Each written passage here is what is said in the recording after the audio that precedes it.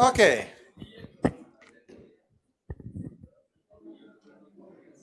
Good morning. So, welcome back. You've been through different classes that started last week about different approaches to innovation. So we saw the technology push, the design push, or the meaningful innovation, and you also saw the demand pool yesterday, and so on. And then you also saw how you can somehow connect the two things. So you can see, you can have these technology epiphanies and so on. So with the class of today, we start another chapter because we try to go more in depth of specific topics about innovation. As you can imagine, innovation is a very wide researched environment, and there are many different things that can be done. But we actually took some years ago a direction towards what is normally called platform thinking. I'm personally involved in this. This is part of my research. So the largest part of my research in the last 13 years has been on this topic. And today I invited Daniel Trabucchi, who is my co-author on many of almost all the activities that we do on platform thinking. So we wanted to give this class together because we normally do it together in research, in presentations, in works with companies and so on. And so we thought that it was nice as well to do it to you.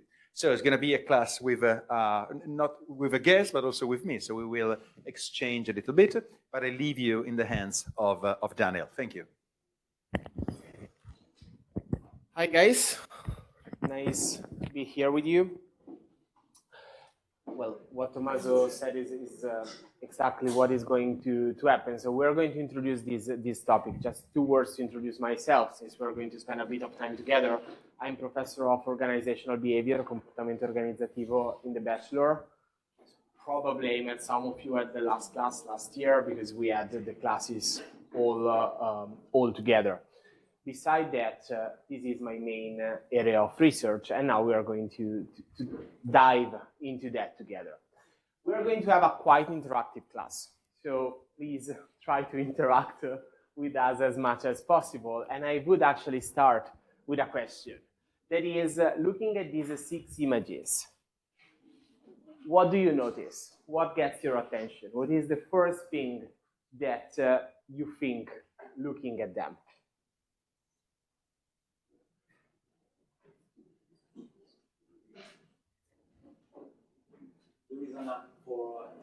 There is an app for everything. So all of them, you partially, but all of the others have an iPhone or a smartphone in their hands. So there is an app for everything.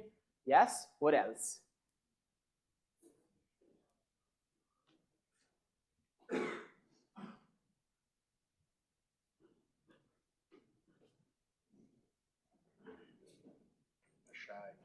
They are shy. The first answer came actually much quicker than my expectations. Now the second one is lagging a bit more. No wrong answers. So just what you notice in these 6 pictures.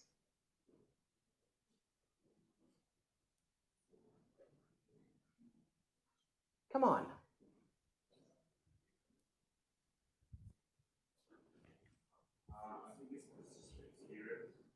Sorry, I think experience. What do you mean with experience?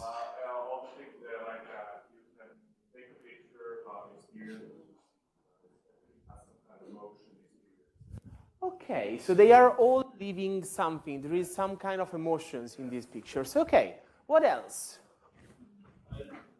When I see it, I feel they are detached from the environment around them, like they are listening to the sound, the podcast, they are listening to the... Okay, that's interesting. So they are in a physical place, but at the same time, they are living some type, going back to the experience, some type of digital experience that is putting them somewhere else. The music, the movies. Okay, that's cool. What else? What are they doing?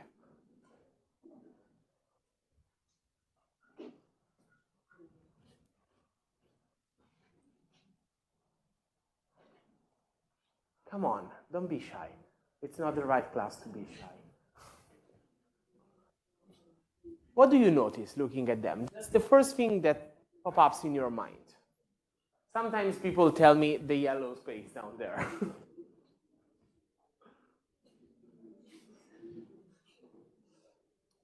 Guys, we created this slide, I think 7 years ago now.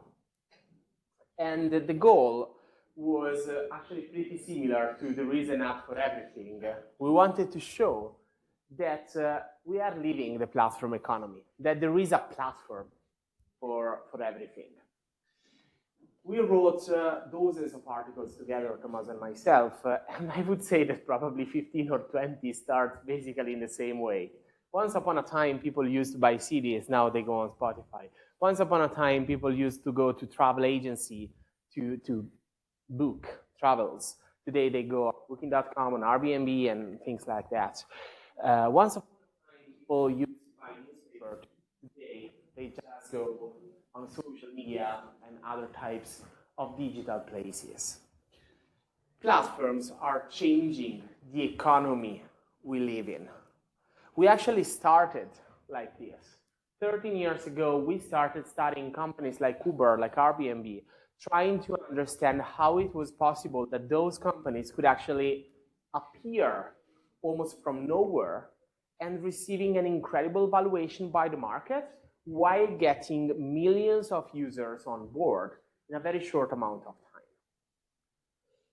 We studied something that probably is more coherent to what you are seeing in strategy and marketing. So the innovation itself was not the most interesting part. The most interesting part there was the strategy through which these companies were actually getting into the market. But we were in love with those companies, we were liking those services, we were intrigued by the fact that these companies were actually able to make something that was absolutely not common back then. But this picture was actually the one that helped us moving the research from a strategic direction to actually an innovation one. Everything you said is true. They are living experiences, there is an app for everything. They are in the real world, but they are somehow disconnected by it because they are in a digital world. But if we step back a bit, we just see people doing everyday activities. We see people listening to music, watching movies, delivering, and therefore having food, pizzas, waiting for a car, running. And here, we start realizing something that is very interesting. Behind all these cases, there is a platform. We can have Strava up there, we can have Spotify or Apple Music in the second one. The Igloo, when we took the picture, was actually rentable on Airbnb.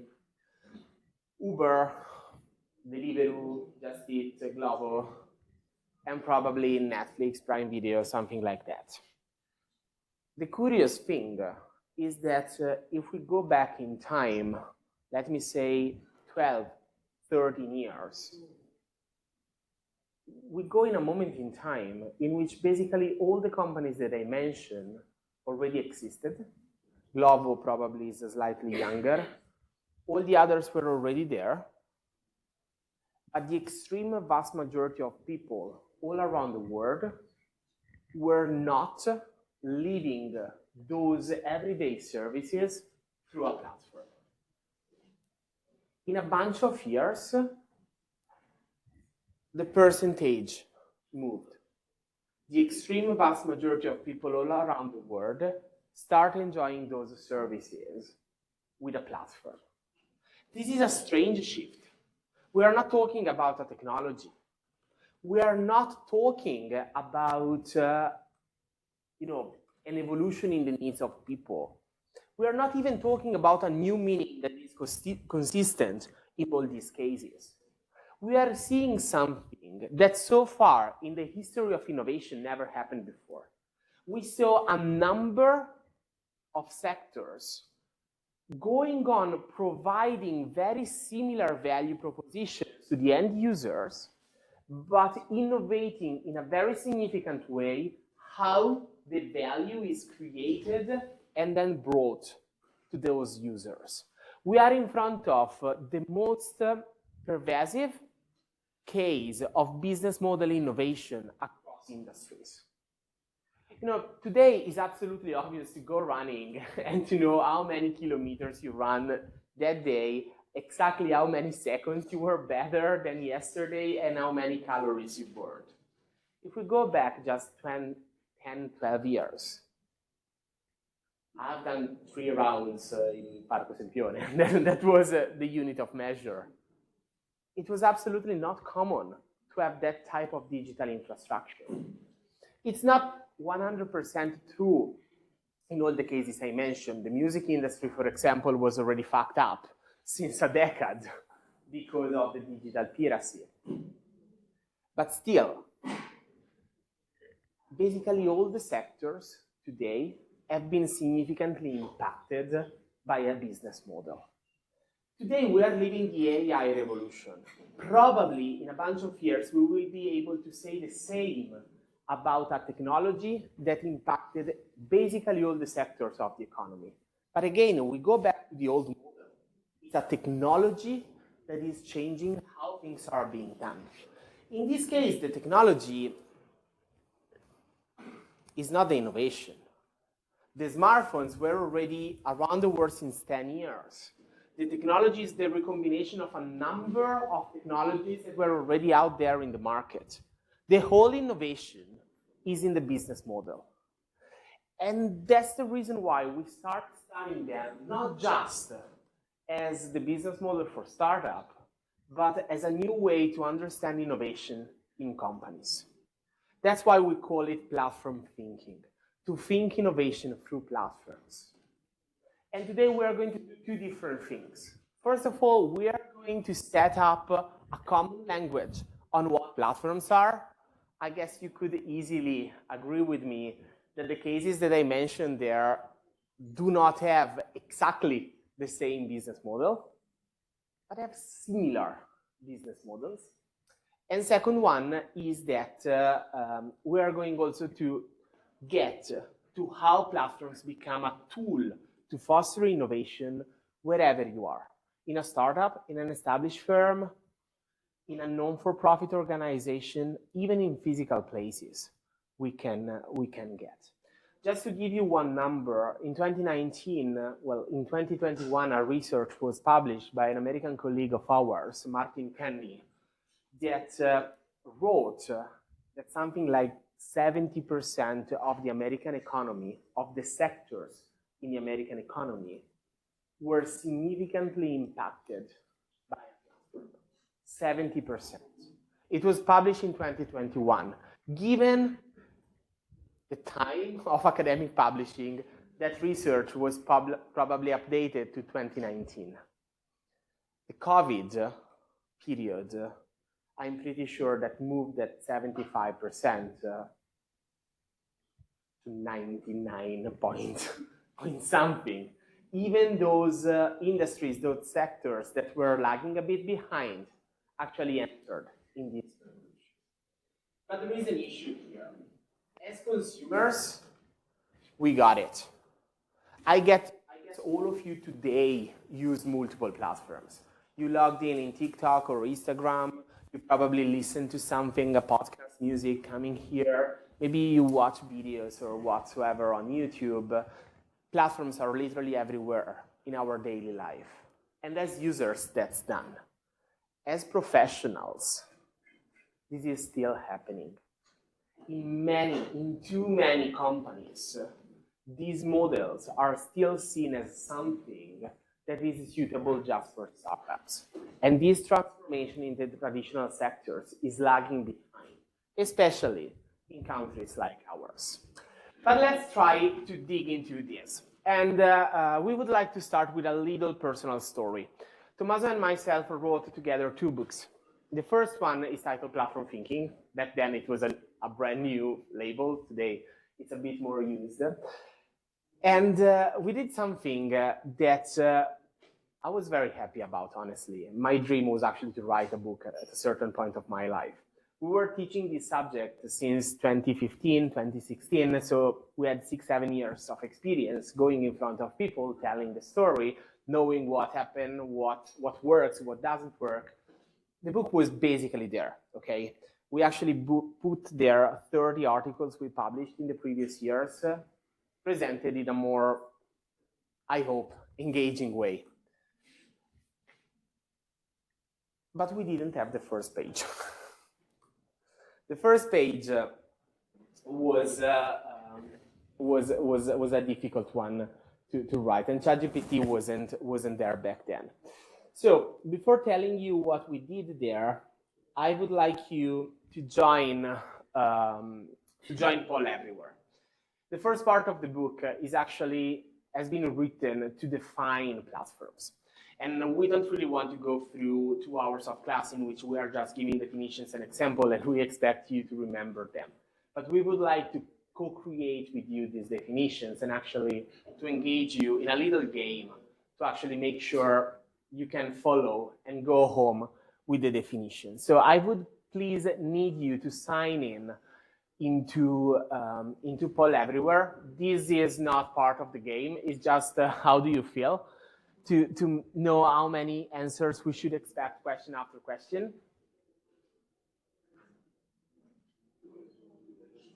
In the meantime, I will tell you the rules of the game. We are going to present, do you remember if 4 or 5?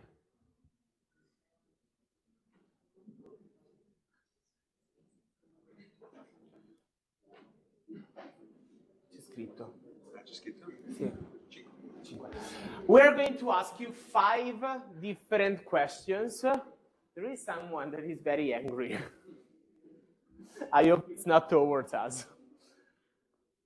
We're going to ask you 5 different questions. Okay, all of them have multiple choice.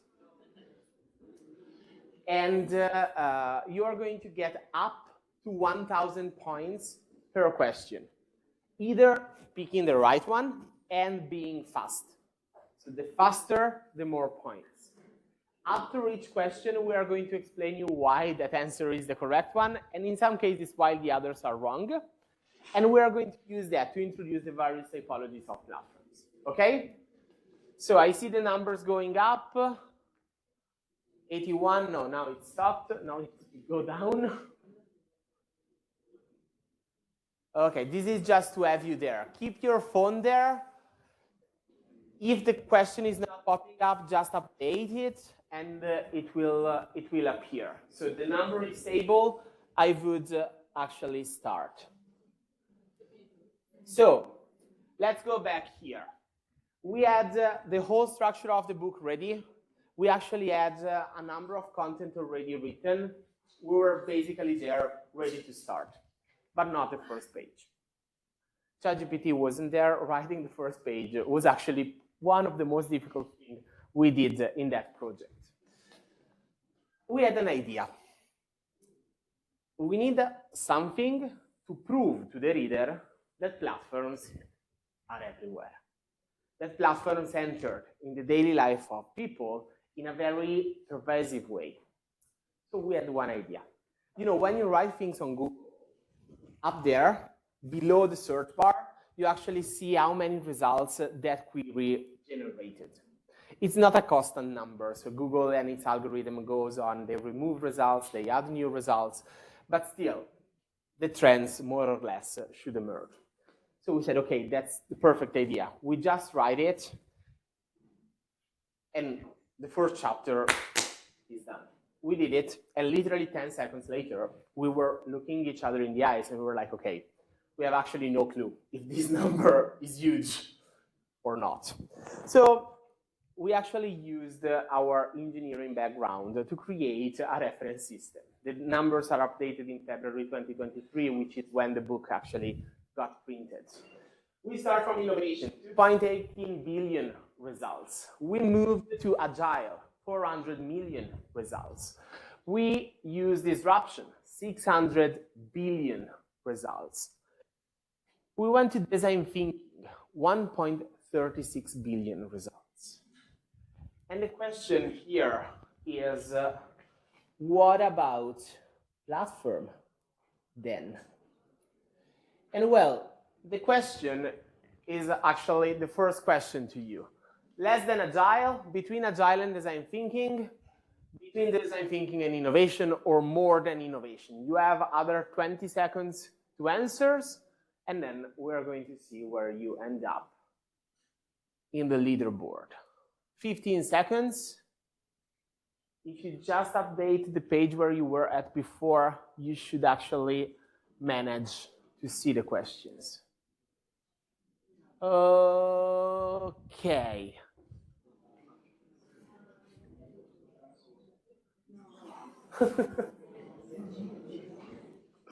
Okay, the result is actually pretty interesting because you were towards the right answer with both the first and the second choice. Anyone that would like to guess the final number? More than 2.18, but how much more? 4 billion. 4 billion? Anyone offering more? Offering less? 3. 5.87 billion results. It's more than doubling innovation. And we actually look for platform, not for platform thinking. You know, this result, if we actually take a moment and we leave aside our gut feeling and we actually think about it, is not surprising at all. Think how many different meanings the word platform has. You go into the tube station in London and you hear mind the gap between the train and the platform, like constantly, okay? You go in any and you talk with people about platform and you see, and they see that physical infrastructure that allow them to actually get oil out of the sea, out of the ocean. We actually found out that day that Netflix produced a movie titled The Platform in Spain. We haven't seen it. It's a sci-fi movie in which the platform is this thing here, okay? Nothing to do with what we are going to discuss today. We found out, probably many of you knew it, we actually didn't, that there is a type of shoes that in English are called the platform. In Italiano sono le zeppe. We actually had no clue that there was a translation in English that was platform. So the word platform has actually so many different meanings. Is having something on top of which something happened.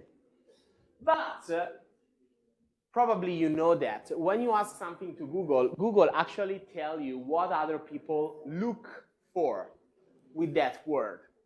And we found out two things that are pretty interesting.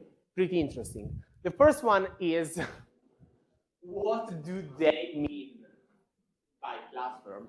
And the second one is, what is an example of platform? And this actually allows us to understand something that for a lecture like this one is pretty relevant. The word platform is everywhere. You turn on television, you watch the news, I guess that there is no evening in which they are not mentioning at least a platform here and there. You listen, you read the music reports and they talk about platforms, talking about Spotify. You read the industrial plan of companies like, I don't know, Poste Italiane, and they are the platform, the technological platform of the country.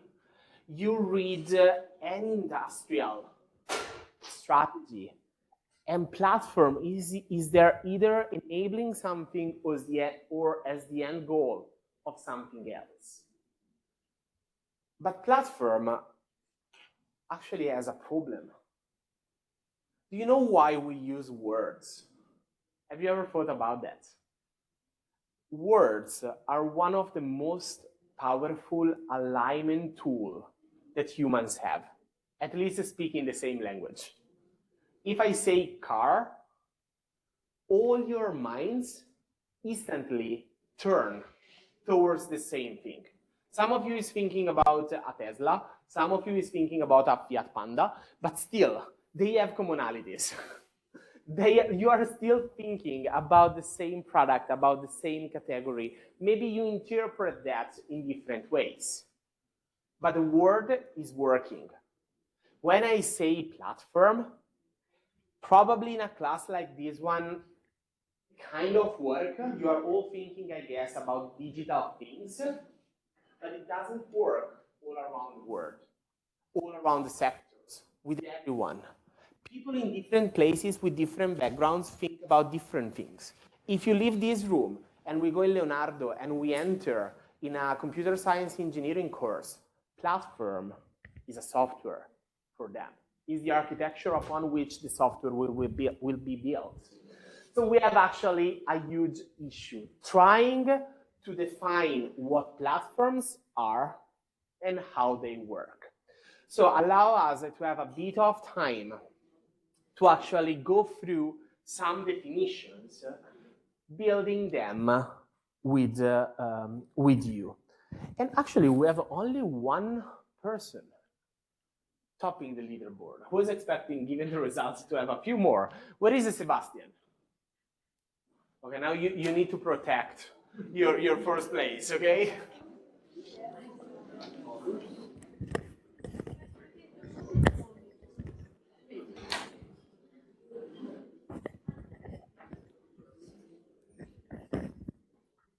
Okay. Okay. So the race is on. Let's see the next step. So question number 2. So get ready with your devices. And question okay. Which of these companies developed a platform first? So we are providing you with a set of companies, and you just need to decide which was, according to you, the best in judgment, the company introducing for the first time a platform. And the possibilities are Microsoft, Samsung, or Sony.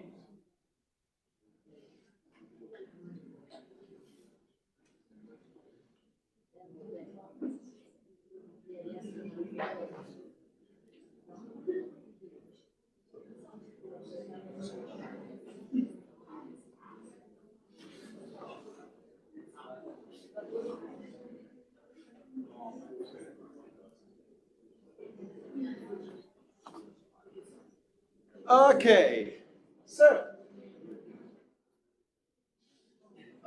interesting. So many of you already knew the answers from the last year, probably. Come on, why you say that? we need to change. So let's go to see what we are talking about, because as you didn't know, answering, this is not giving you points. So the main point is understanding why.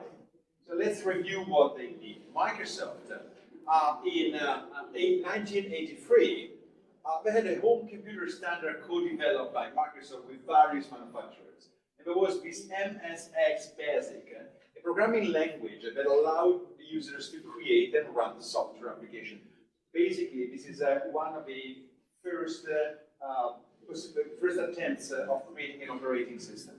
And it's dated 1983.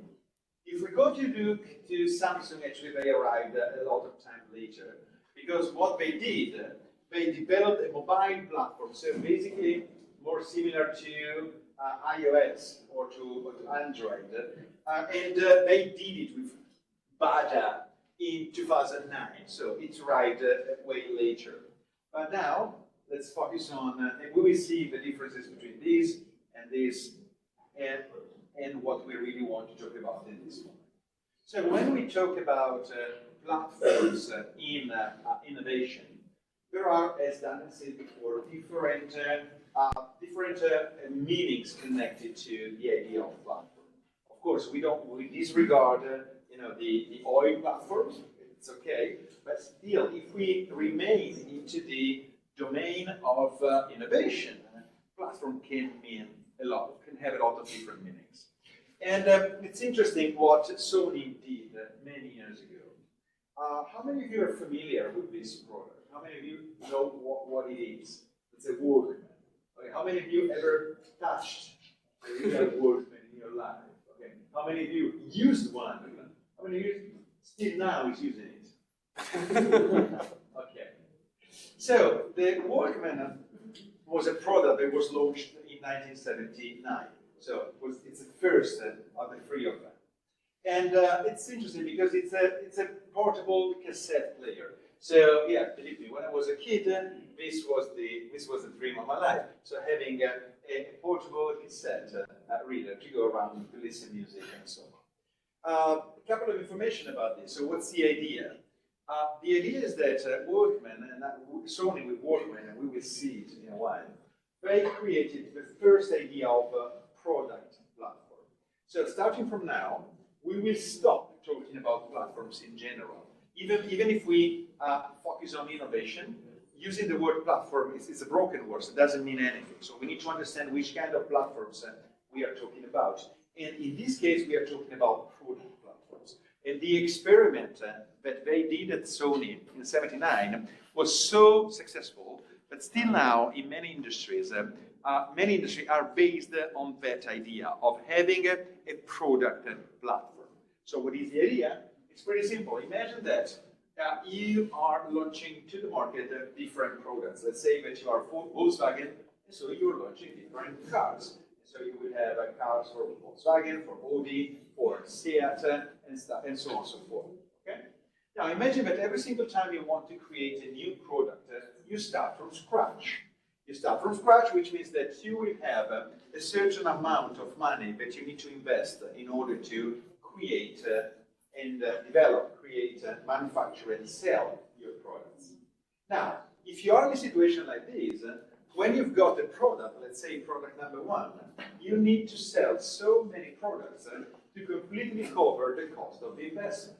So you've got a huge cost of investment, and then if you want to make money, you need to sell a certain amount of products, a lot of products, in order to, covering the investment part, covering the operational part, and then you will have a margin, and that margin will be your final goal. And this is going to be true for every single product you do. Unless you do something different, unless you decide that you create what they call a platform. So a platform is not really a car. It's something that you cannot trade, you cannot sell to the market, because there are many things that are missing. So you've got basically the structure of it, you've got the main technologies, but you are still missing something. You are missing the external part, you are missing the interiors, you are missing the technologies in the interiors, you're missing many different things. But the idea is that instead of creating a car from scratch, you create, let's say, 80% of a car. And once you've got 80% of a car, you've got the basic platform on which you can build the different models. So the right word for this is derivative. So you can derive a new product on top of an existing platform. And what's going to happen? But instead of having 1, 2, 3, and different development projects and costs, you will have a huge cost at the beginning to create a platform. But once you've got it, you can create single models just by adding that 20%. So now the cost for creating a new car is actually composed by two different elements. You've got the cost of the platform and the cost for the derivative. And when you want to sell, you go to the market, you want to sell, basically what's happening is that the number of products, number one, that you sell need to cover the whole investment that is specific for this model and part of the platform.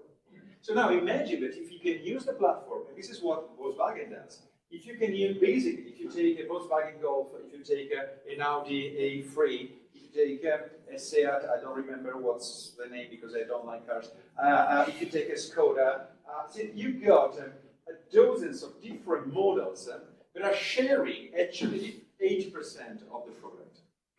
This means that you can make huge investments here.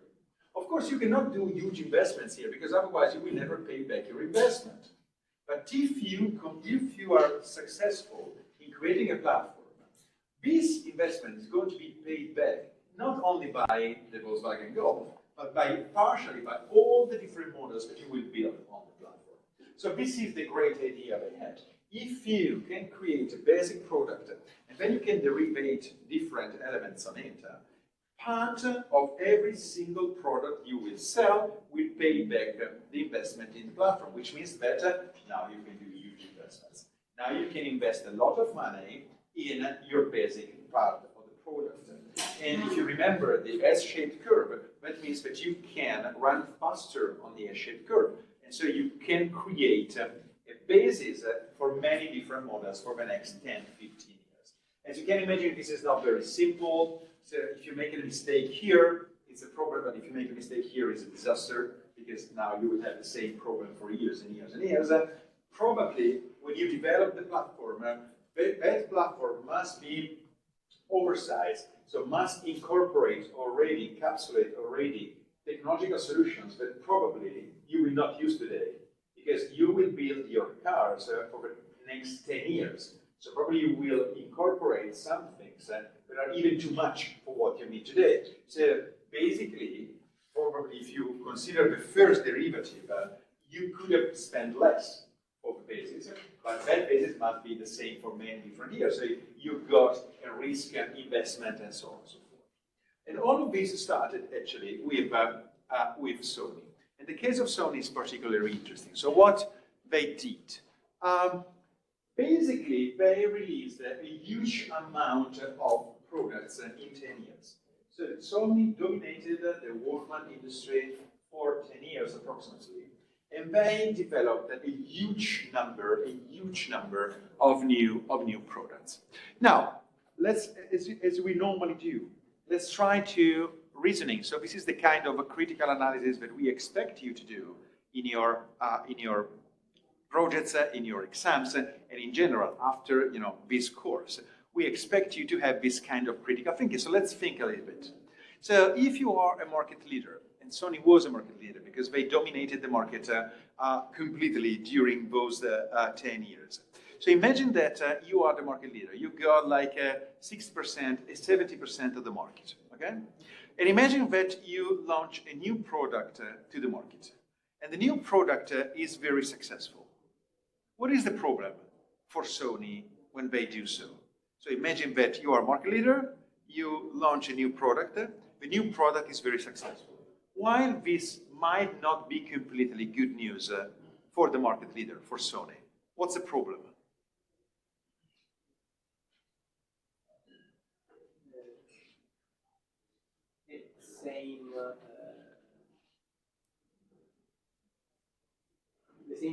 Maintain the same position in the future. Yeah. But still they can have a problem, especially if they maintain the same. Imagine that you got 70% of the market and you've got 10 products that you're selling to the market, okay? And these 10 products are covering 70% of all the purchases.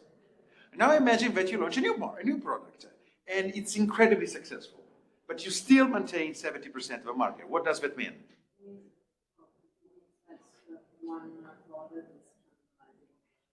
This is called cannibalization.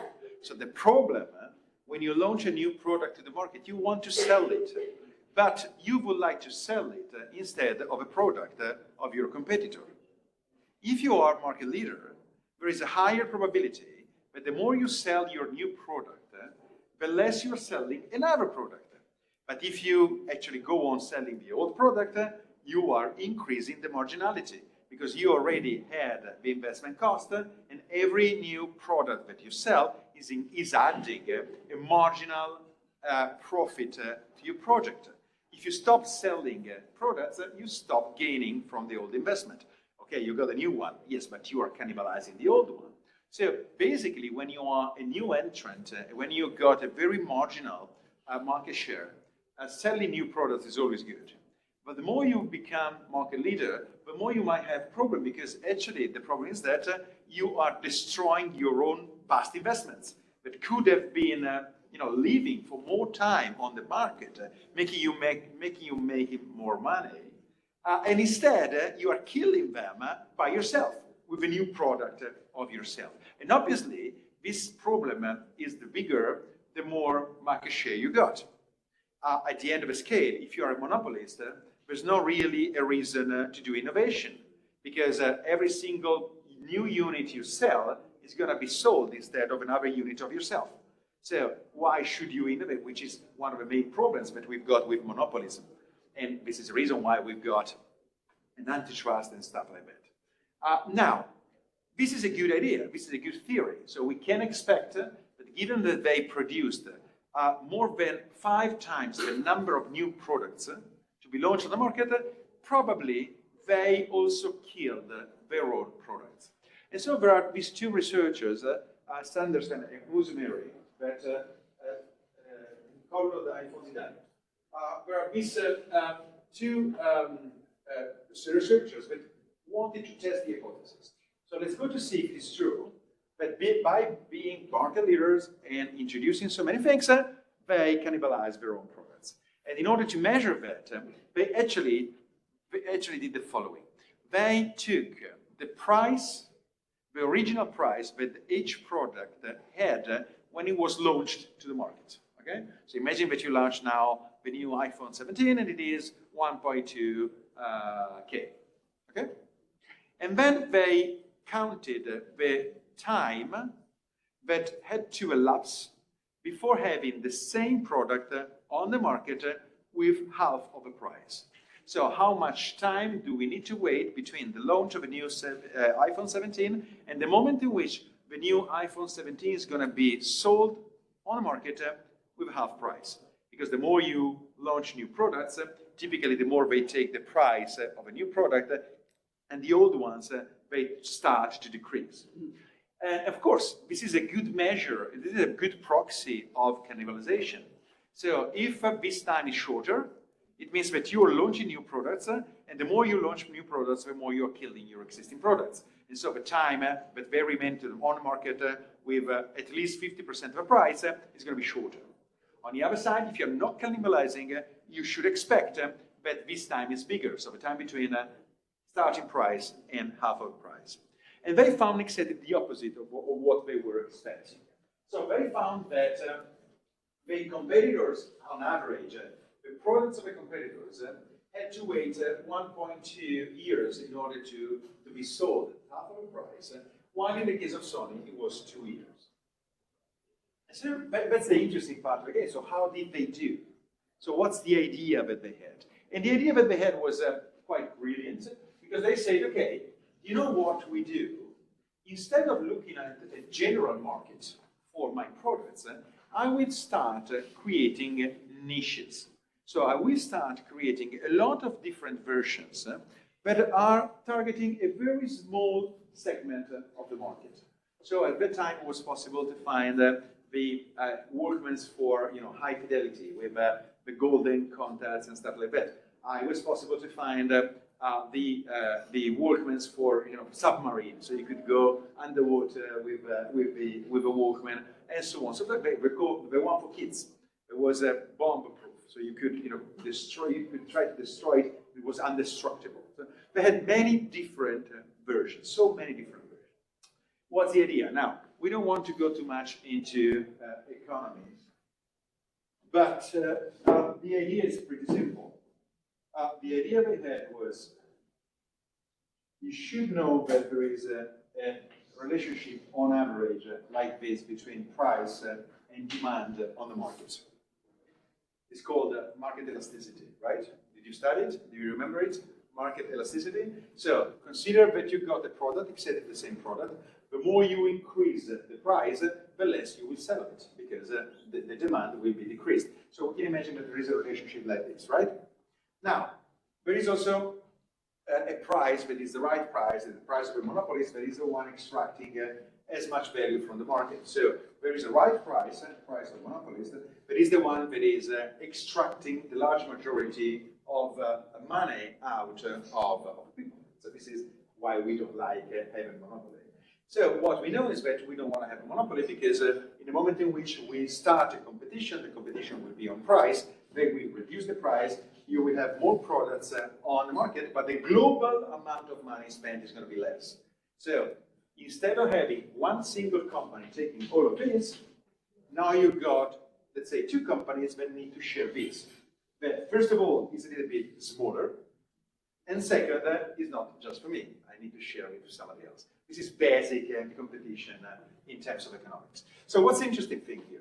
They said, I want to create a market that is so small, so a niche, that is so small, but nobody will ever enter in my niche once I occupied the niche. And how can you do that? So you need to put the opponent in a situation in which, imagine that they can get half of this. This half must be too small to pay back the investment. So they cannot make the investment to create the product, to get into my niche, because basically the revenue they can expect out of it is too small and will never pay the investment back. Every single time I create a situation like this, I occupy a niche and it's almost impossible to kick me out.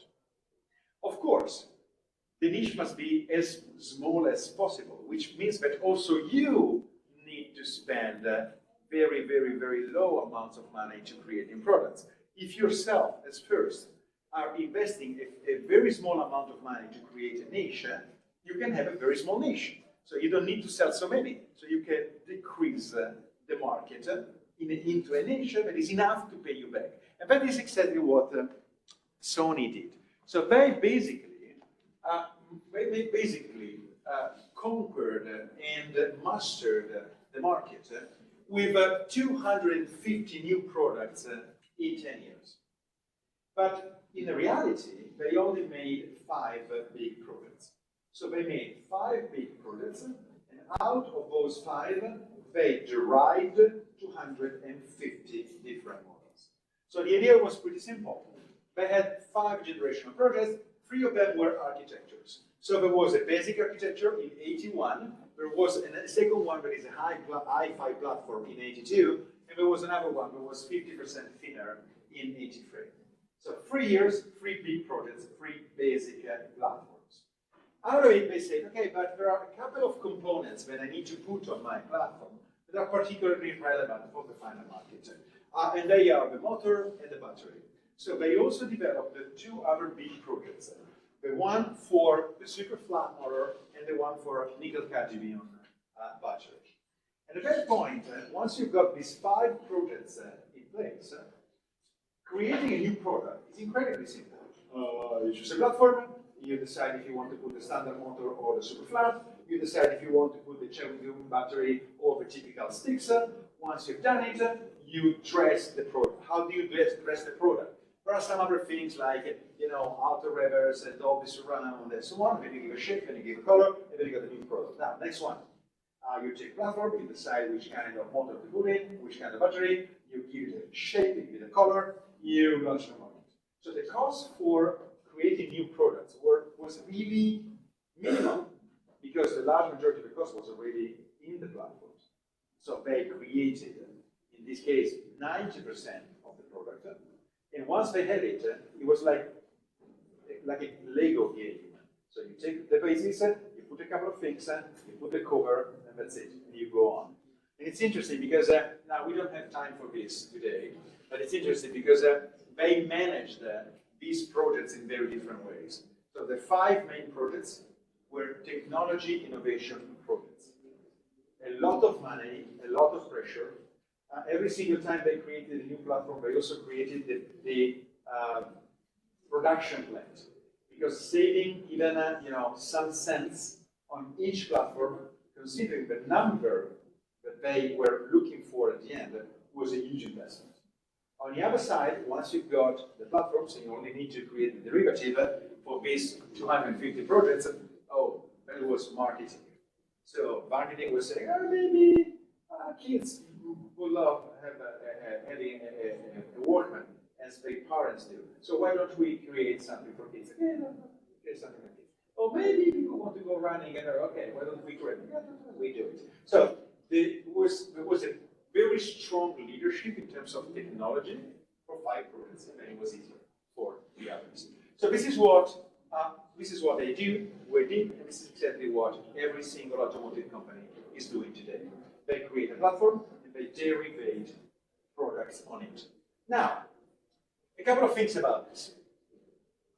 This is the idea. So the platform itself is not a product. You need to finish it, but finishing it is it's almost for free. It's not very relevant. So what about these two cases that we started from instead? What about Microsoft? And what about Samsung? Well, this is another kind of platform. So the platform that was created by Sony and is currently used by Volkswagen and all the car manufacturers is something that we call product platform.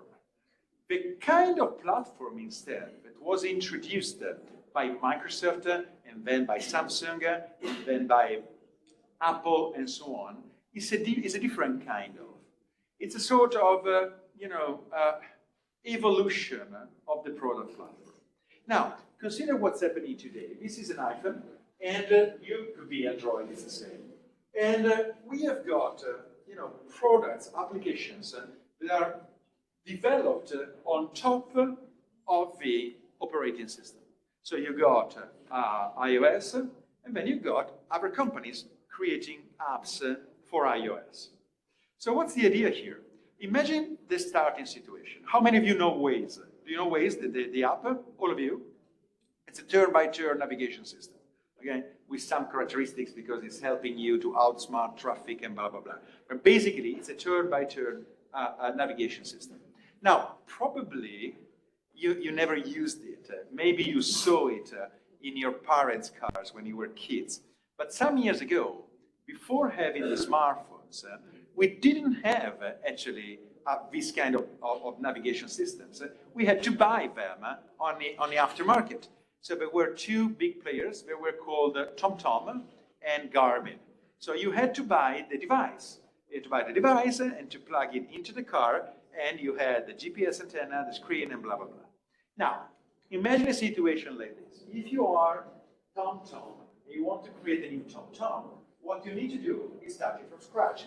You start from scratch, you create the device, you need to put inside the screen, a touch screen, you need to put inside the GPS antenna, you need to put inside all the algorithms in order to do the routing, you need to put inside the maps, maps need to be updated, you had to change the card in order to update the map, and so on and so forth. At a certain point, Steve Jobs released the App Store. At the moment in which that was done, basically, Waze could create a turn-by-turn navigation system doing many less things than TomTom, because the screen was already in the phone. The speaker was already in the phone. The GPS antenna was already in the phone. The touch was already in the phone. So many things were already there. You only had to add the additional part. You only had to derivate your own product on top of the existing hardware and also the existing software. So this story is not that different from Sony. So Sony had a basic product, and then they could create new versions by adding something. And now you've got the iPhone with the operating system, and somebody can build, the remaining part. And now you got it all, because part of it is already in the phone, because the phone is a platform to you. What's the big difference here? Only Sony can build on top of Sony's platform. Only Volkswagen can build on top of Volkswagen platforms. Everybody could build on top of an iPhone. So they opened the market. So basically, what they did was very clever. Imagine that this is your phone, hardware and software. Okay, I give it to you, and you can create your solution on top of it. So I will have developers, and these developers will create software on top of my phone in order to make me very happy. So there are a couple of things here that we need to investigate more, and we will do it in the next steps. But first of all, this is what we call innovation platform or industry-wide platform. Why it's industry-wide? Because the whole industry can build on you. It's not just you. You open it to the whole industry. And this is the result of this element. So they started with Windows, with iOS, and so on.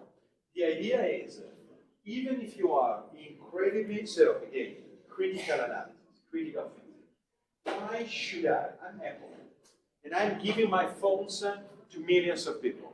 And if I develop my apps myself, and people pay for them, I will make money.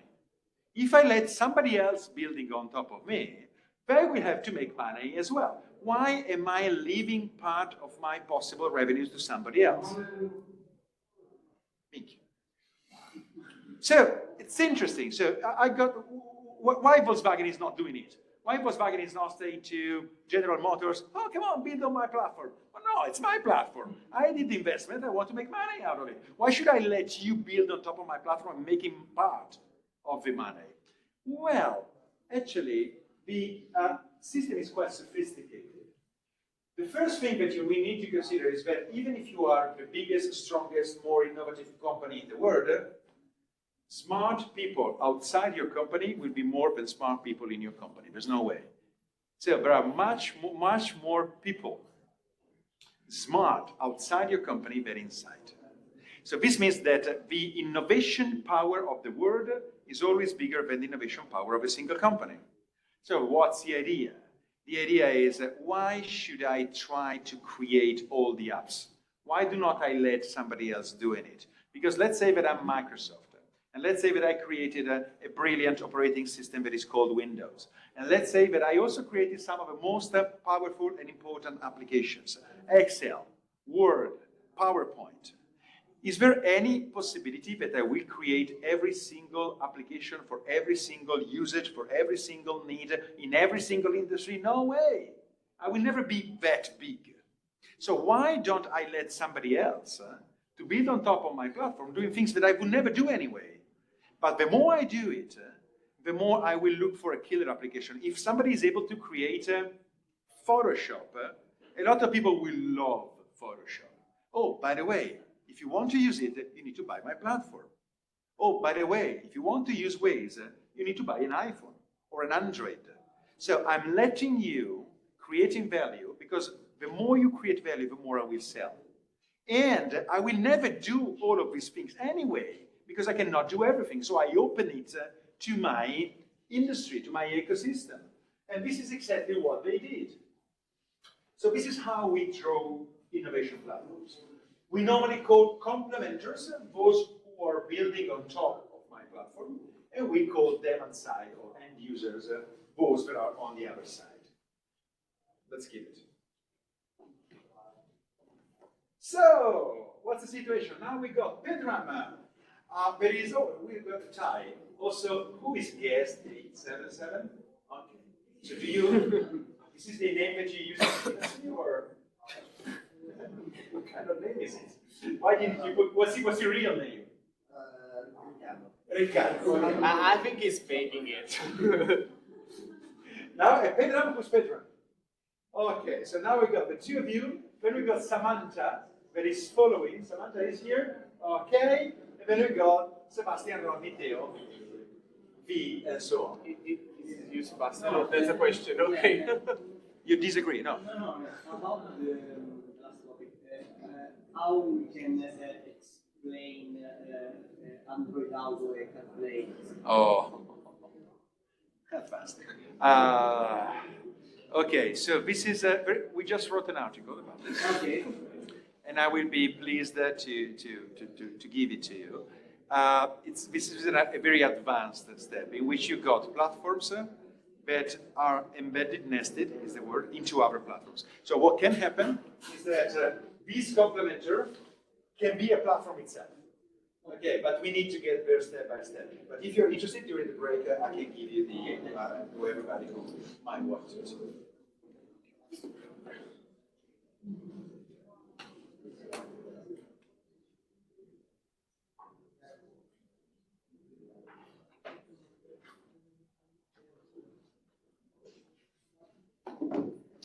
Okay, so the next question is, Google, the search engine, okay, not the company, the search engine, is more similar to Airbnb or to the New York Times? And here the answer are pretty straightforward. So Airbnb, the New York Times, or I have no idea, which is honest, but it's not giving you points.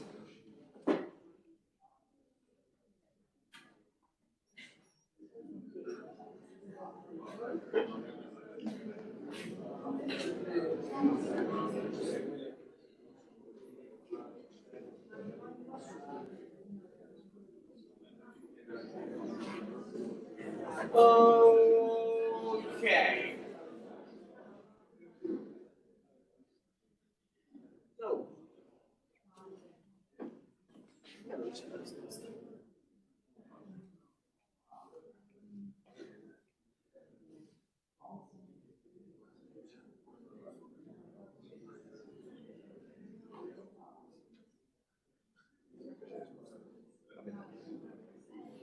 Ok, rispondo l'unica sola risposta. Hai ancora dei dubbi su sta roba? Ho ancora dei dubbi sulla risposta, sì. Ok. Oh. Okay, so the vast majority of you actually got it. No, sorry, the vast majority of you actually didn't got it, but a good percentage of you actually got the right answer. No one was honest enough to go to the third option. So let's start for a moment from the wrong answer, okay? What's the business model for Airbnb? How does Airbnb works? Do you know that?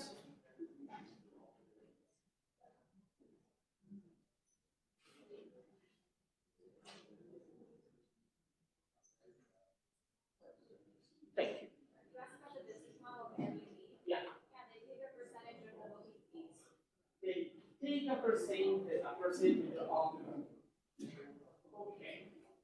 From From the owner of the Airbnb. So the client pays and then the Airbnb takes part of that. okay, so the traveler pay and Airbnb takes a percentage out of what is expected to go to the host. Have you ever used Airbnb? Yeah. Is there anyone that is a host as well, or that knows some hosts? Okay.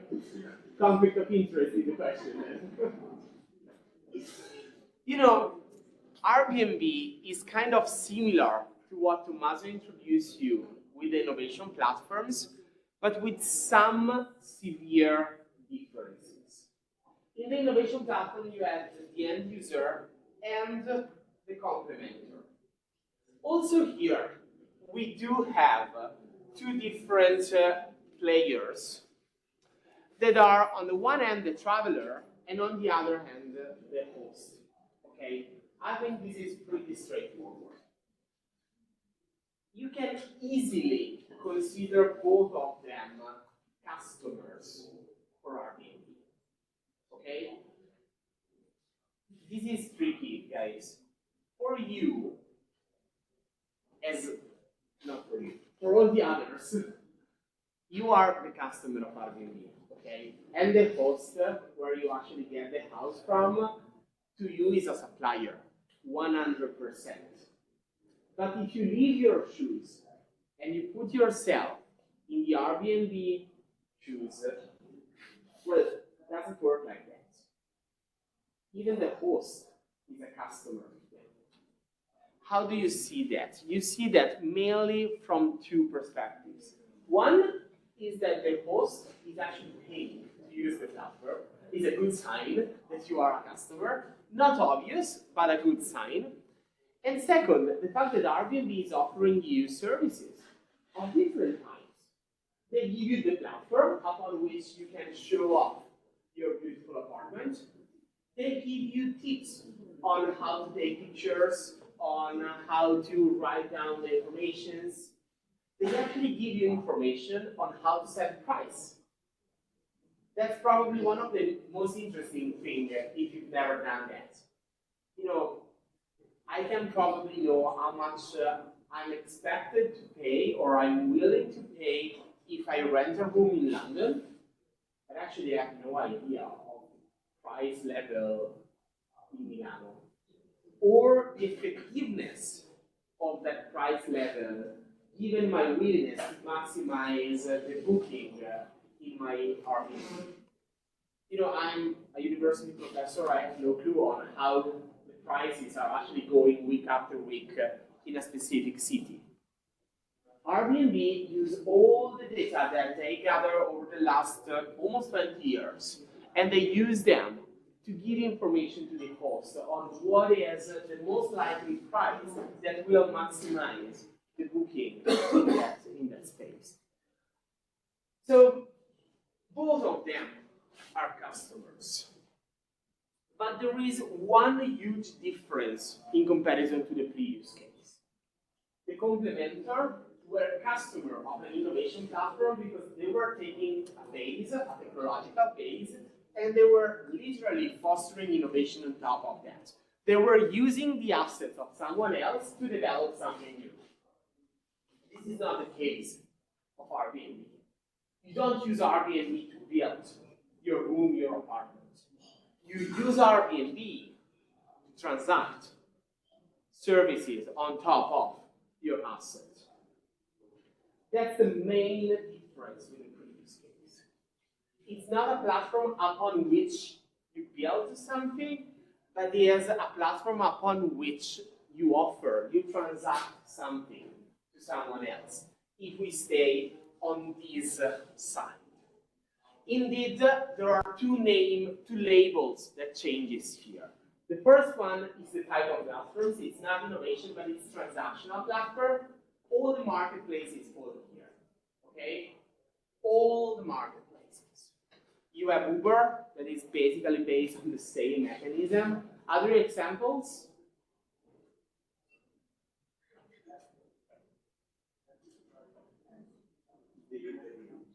Delivery apps, Deliveroo, yeah. Fiverr, Fiverr, what is it? it's like a creative platform where you can hire designers. Okay, yes, yes, absolutely. Rover is an app where you can build looks. Okay, Well done. you actually let me feel very old. You tell me individual cases that I don't know, so I will stop it here, okay? Thank you very much for your answers that I didn't know. Yeah, all the cases in which you have a demand side and a supply side. The second side is actually supplying something to the first one. So if you put yourself down there, they are suppliers. But in the overall business model, both of them are customers.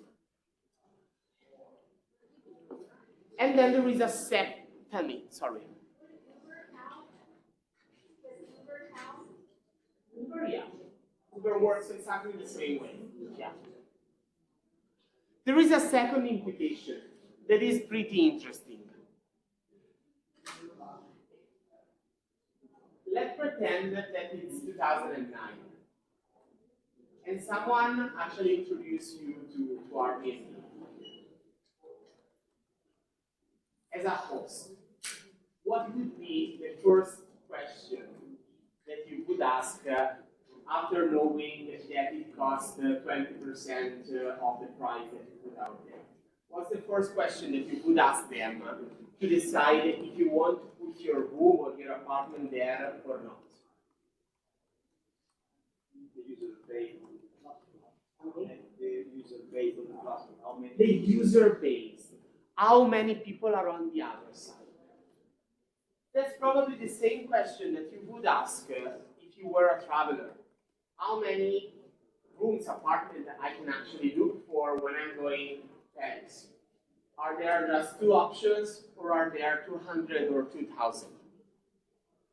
This is generating the so-called chicken and egg paradox. I guess you already saw it in industrial economics. Am I right? Yeah, no, maybe? Please move your head in one of the 2 ways. Have you ever heard the chicken and egg paradox? No. Okay. The chicken and egg paradox is a defining characteristic of transactional platform. I know the name sounds silly, but it's actually written in scientific articles. So there is a paper from 2003 that defined these for this type of platforms. And the reason why is pretty straightforward. Who came first? The chicken or the egg? And that's the same paradox that you see on the 2 sides. You are setting up Airbnb. You start from the travelers and they ask you about the host. You start from the host and they ask you about the travelers. That's where the paradox is living. If you want to launch a new pair of shoes, you need money. You ask producers to produce you a batch of shoes. The dimension will be coherent with your budget. You set up your Instagram page, and you need to convince an end user to buy them. Maybe they are good and they will sell out soon. Maybe they are horrible and you will never sell them out. But you need to convince the customer. Convincing the producer is not part of the game. There should be competition for that. They are supplier. You are their customer. With transactional platforms, it doesn't work like that. The value that the platform will deliver is actually depending on the customers that are on the platform. You know, in the previous case that Tommaso mentioned you, it wasn't like that. When Steve Jobs announced the iPhone, there were apps, but there were no developers. So the creator of the platform was actually developing apps by themselves. It was a finished product, they were selling it. At a certain point, they decided to open it up, to other complementers. So it became an innovation platform. So they didn't really have that paradox. They already had millions of users that were convinced by their product that allowed them to onboard the complementers. If you take away the customers from this platform, it's an empty box. There's nothing here. This is the reason why an article published in HBR a few years ago was estimating that 95% of the transactional platforms are failing within the first 5 years. Obviously, you don't need to consider the paradox literal, okay? The point is not convincing one customer on the one side and one customer on the other side. The point is having a bunch of customers on the one side that will attract a bunch of customers on the other side, and vice versa. When you actually reach what is generally defined as the critical mass on the two sides, you let the network effects start. The more travelers are on the platform, the most interesting the platform will be for hosts. The most hosts will be on the platform, the most interesting the platform will be for travelers.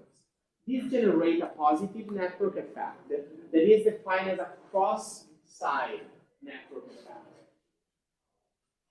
That is allowing these type of businesses to have a value that grows exponentially after the critical mass is reached. That's the reason why they actually got to the market and received gigantic evaluations in a relatively short amount of time. Have you ever heard about network effects previously in other courses? Yeah? Pay attention. These are indirect or cross-side network effects. What is the usual case where you talk about network effects? Do you remember it?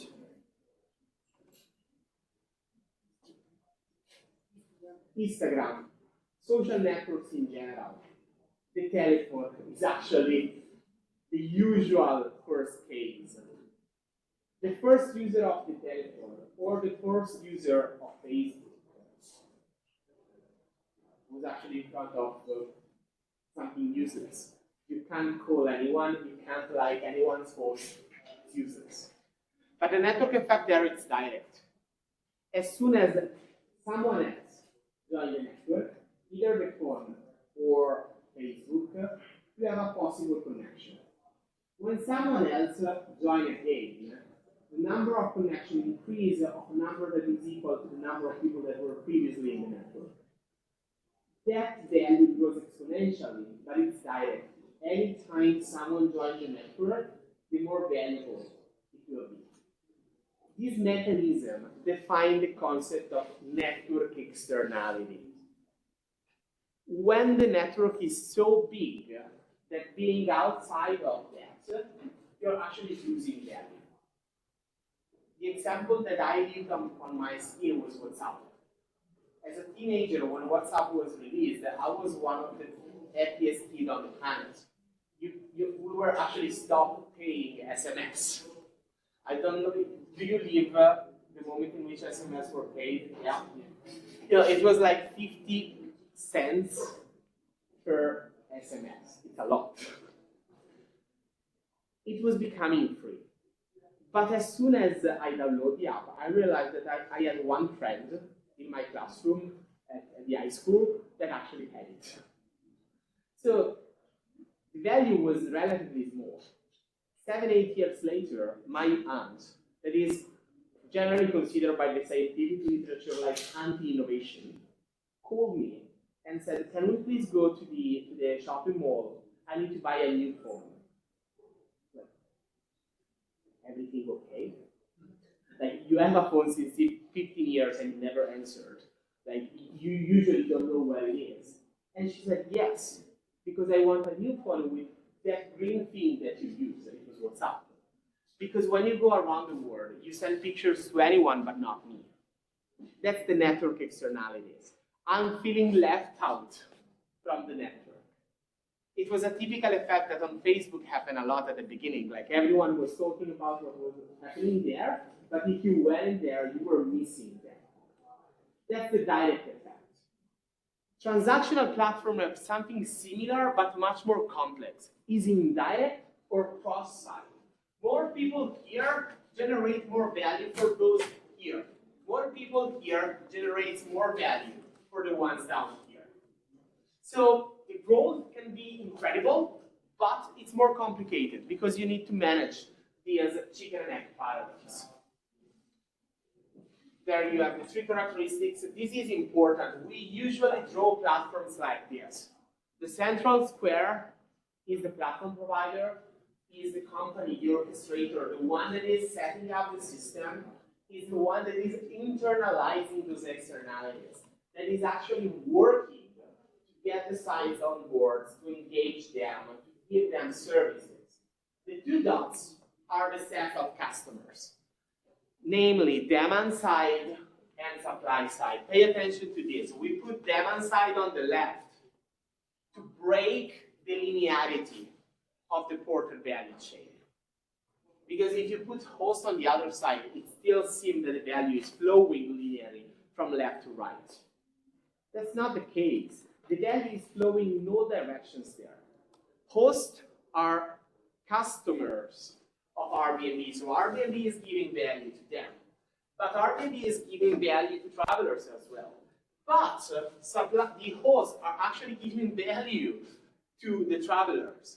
And actually, travelers are giving value to the host, because if they weren't here, there wouldn't be a platform. You see? So it's many. It's much more complex. It's not simply linear.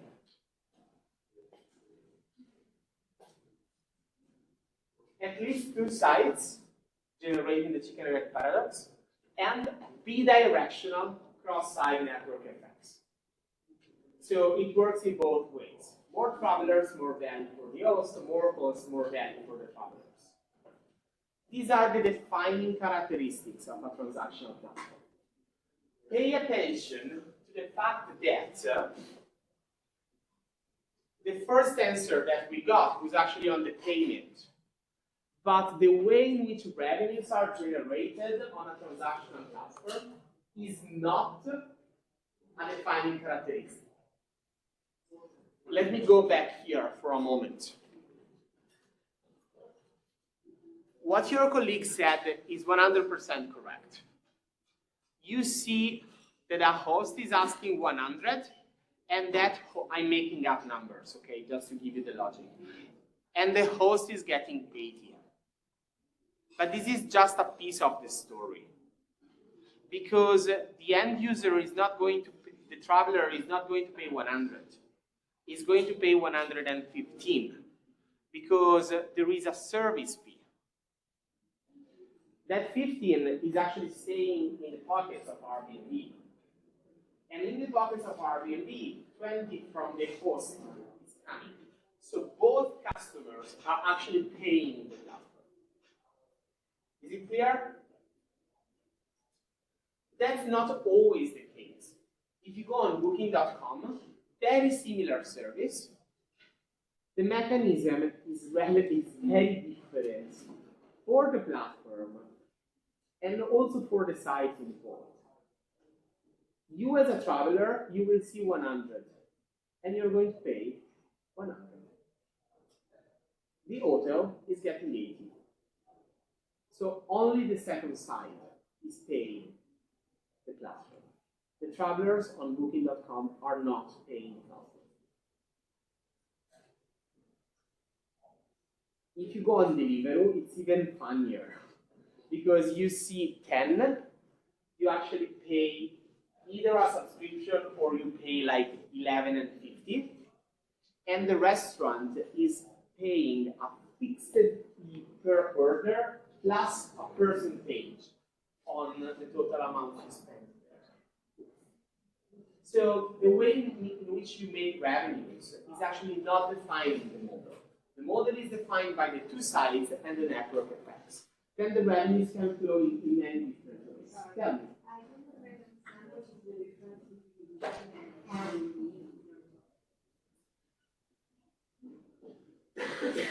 You as a host, you set up a price for your room that is 100. The traveler will see 100 and will pay 150. The host will be getting 80. Because 15 is asked by Airbnb to the traveler. And so it's 115 minus 15, and you have again 100. So 15 is taken by Airbnb. But then Airbnb is asking the 20% to the host. So both pay. While on Booking, they ask for 100 and the traveler pay 100. But the hotel is getting 80. So the hotel is paying 20 to the platform, while the traveler is actually paying what the hotel is asking for. And there is not an extra fee or an extra whatever on top. Is it clear? You're welcome. Can I move on? Now, the question was Google search engine, New York Times, and Airbnb. Do you read the New York Times? Are you familiar with those pieces of papers that used to be called newspapers? Yeah. What's the business model of a newspaper? Who pays for that? You have a customer base, and so you sell like a window, towards your, you sell the space on the paper. It's like finance. And who is paying that window, that space? Authors like want to have an ads Advertisers. Do people pay for newspapers? It depends. Yeah. Like if you go in the digital world, in the vast majority of cases, it's no, unless you have a subscription. If we go in the physical space, I don't know if that's still there, but once upon a time on the metro, there were free newspapers, like Metro, I guess. They were completely free, with advertisements on top. But the main newspapers, still today, you pay for them. Like you want Corriere della Sera, you want Il Giornale, you want the New York Times. You go to the newsstand, if you find one of them, and you pay a little amount of money. We're talking about 2 euros, I guess. If you think about the overall system that's behind, you are management engineers. It's pretty easy to understand that the calculation don't hold. The 2 euros times the thousands of copies that they sell cannot hold up to a system in which those products are actually printed overnight, designed the day before by a bunch of people that in many cases are spread all around the world, and delivered literally to your doorstep in a bunch of hours. Those 2 euros, it is usually considered a subsidized price. So the price that you are paying to receive something that is by definition under cost. That is made possible by the fact that there is a second customer. There is a second customer that is the advertiser that is literally buying your eyeballs, is literally buying your attention. Today we often talk about the attention economy. But guys, this model is extremely old. It was happening in newspapers as well. They are actually paying to have a bit of your attention. And this is true both for the New York Times. Actually, you see there the picture of La Presse, that it seems to have been the very first newspaper at the end of 19th century get this business model, and the search engine of Google. You actually don't pay anything for that, but advertisers are paying to get your attention. You see, though, that there is a gigantic difference in comparison to the previous case. We actually moved away the second side from the transaction line to above the platform. We call this an orthogonal movement. Running away from the transaction line, it actually means that the platform is not allowing you to have a one-to-one relationship between the two sides. Like you see the Apple advertisement on Corriere della Sera, and you decide to buy an iPhone because of that. The transaction is not happening through Corriere della Sera. It's still happening on the Apple website or in an Apple store or in MediaWorld or whatsoever. Even if you go on Google, the transaction won't be happening through Google. Google will bring you to the website, but the transaction will be managed 100% by Apple. So we move away this second customer because the relationship is not one-to-one, it's one-to-many. And we have a gigantic implication for network effects. Is it true that the more readers are on the newspaper, the more value will be there for the advertisers? Do you agree? Sanremo, Festival di Sanremo, they got 72 million of sponsors in 5 days. That's not happening in usual 5 days, neither for Mediaset or Rai. They invested that amount of money because they were seeing in those advertising states a value that is just uncomparable to what is there on an average night. So they were willing to spend more. Were people watching Festival di Sanremo because there was competition on the spot? No, not at all. Absolutely not at all. So the cross-site network externalities still hold, but they are unidirectional. They work only in one direction. And this is generating a second side effect. There is no chicken and egg paradox. Because it is still true that everyone is creating value for everyone else, but the main reason why the first side is joining the platform is actually to enjoy the value that the platform provider is creating for them. You watch Festival di Sanremo because you want to see the competition, you want to see the show, whatever it is, but it's not done by the advertiser. You can watch it because there are the advertisers. Because otherwise, the television system wouldn't have the money to put that up. You read the newspaper because you want the news and the work that the writers are putting there. You can have it because there is advertisement. But you don't buy it because there are advertisers. Okay? The difference is subtle, but it's extremely relevant in setting up the business model. Because if you have enough investment, you can actually set up this system first, and then once this one is big, involving the second side. Is it clear? We call this orthogonal platform client as a target, because the first side is actually the target of the second one. So we see the leaderboard, and if I don't mess up with the slides, yeah. Guest 877 is now, yeah, Louis is now leading the leaderboard. Samantha down there. Ronnie is new in the in the ranking.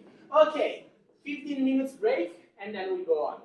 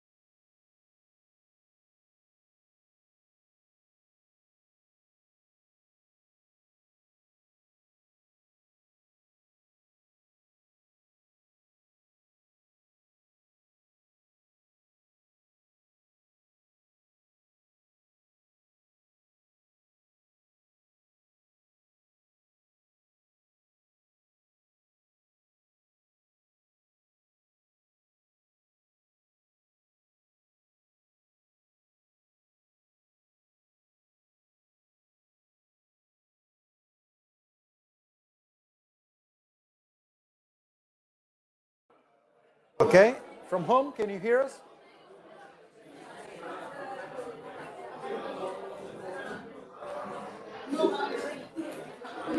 Okay, please find your seat.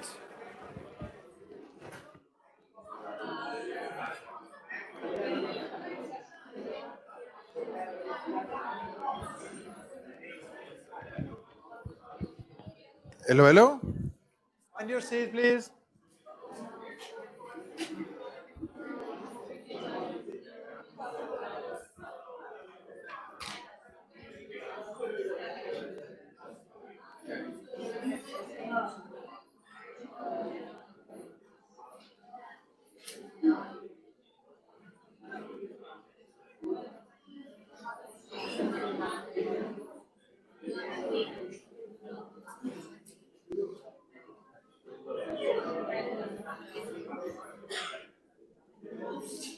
Okay, shall we start, please?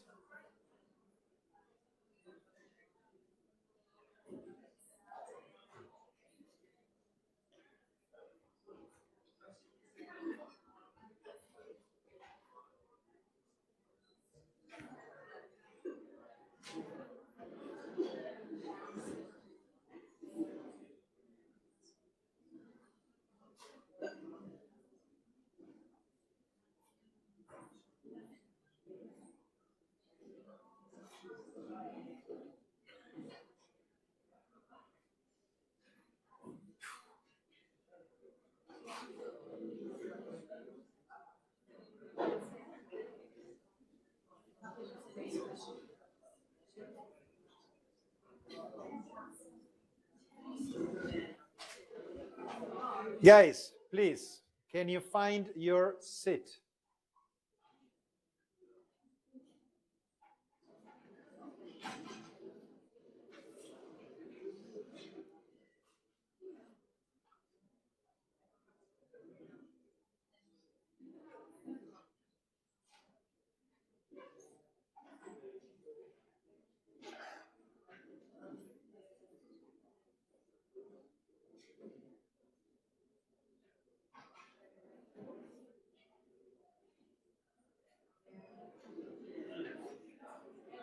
Okay, now I'm getting nervous. Guys, please find your seat fast so we can start.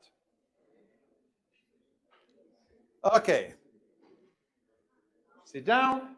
So, let's start again. Have your device ready? Because we start with another question now. And the other question is, if Pokemon Go, do you remember the app, the game? How many of you ever played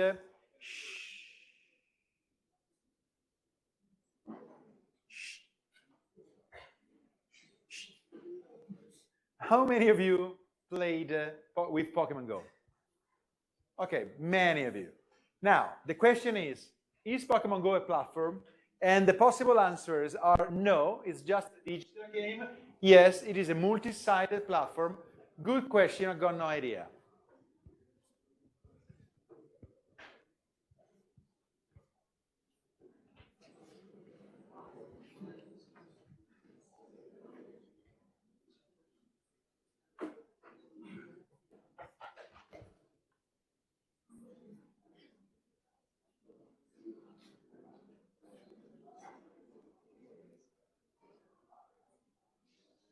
Okay, so let's see. Yes, it's a platform, of course. Can you also say why? Because if we start from the definition, can you lower the voice, please? If we start from the definition that Daniel provided before, in order to be a multi-sided platform or two-sided platform, you need to comply with some requirements. Requirement number one is you need to have two customers. The two customers need to be interconnected. So what you're offering to one is connected to what you're offering to the other one. And the third element is you need to have some kind of cross-side network externalities. At least one side perceives more value considering the number of people on the other side, okay? So let's start from here. Who's the second customer? So one customer is you. when you play Pokemon Go, right? So who's the second customer? 85% of you say that it's a multi-sided platform, which has got a definition. So in order to be a multi-sided platform, we need to have at least 2 customers. We identified 1. So who's the second customer? You need to raise your voice, please. Advertisers. No, you do not have advertising into Pokemon Go, or at least you didn't have at the beginning. Now I don't know because I don't play anymore, but at the beginning you didn't have advertising inside.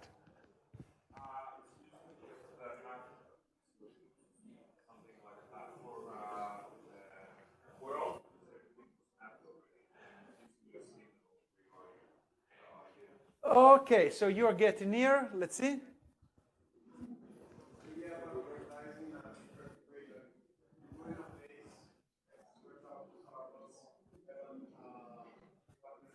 Okay, so you could pay them to convince them to put a very, very rare Pokemon in a place. Maybe you own the place, so you might convince them to it. It's a good point. They don't really do that, but you are very near to what they really do. Okay?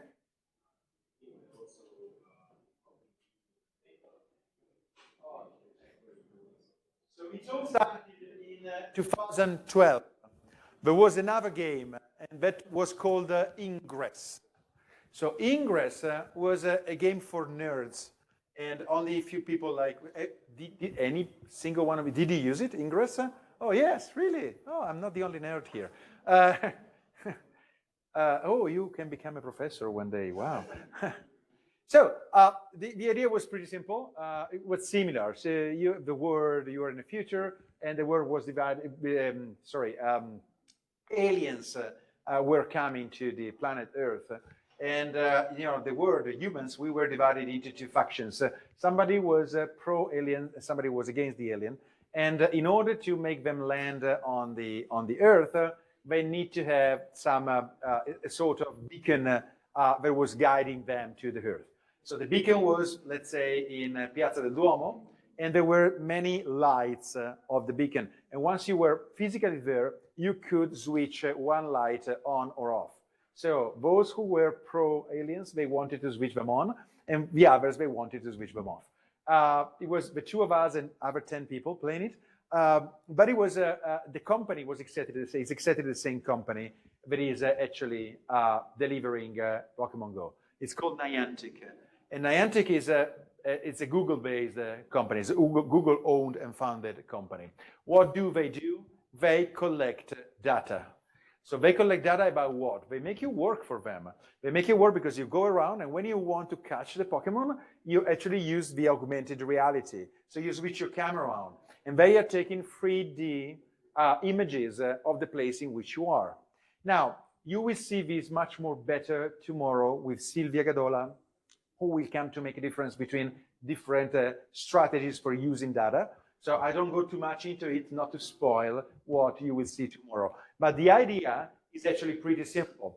What they do, they create this service for building a geospatial AI model for perceiving the world.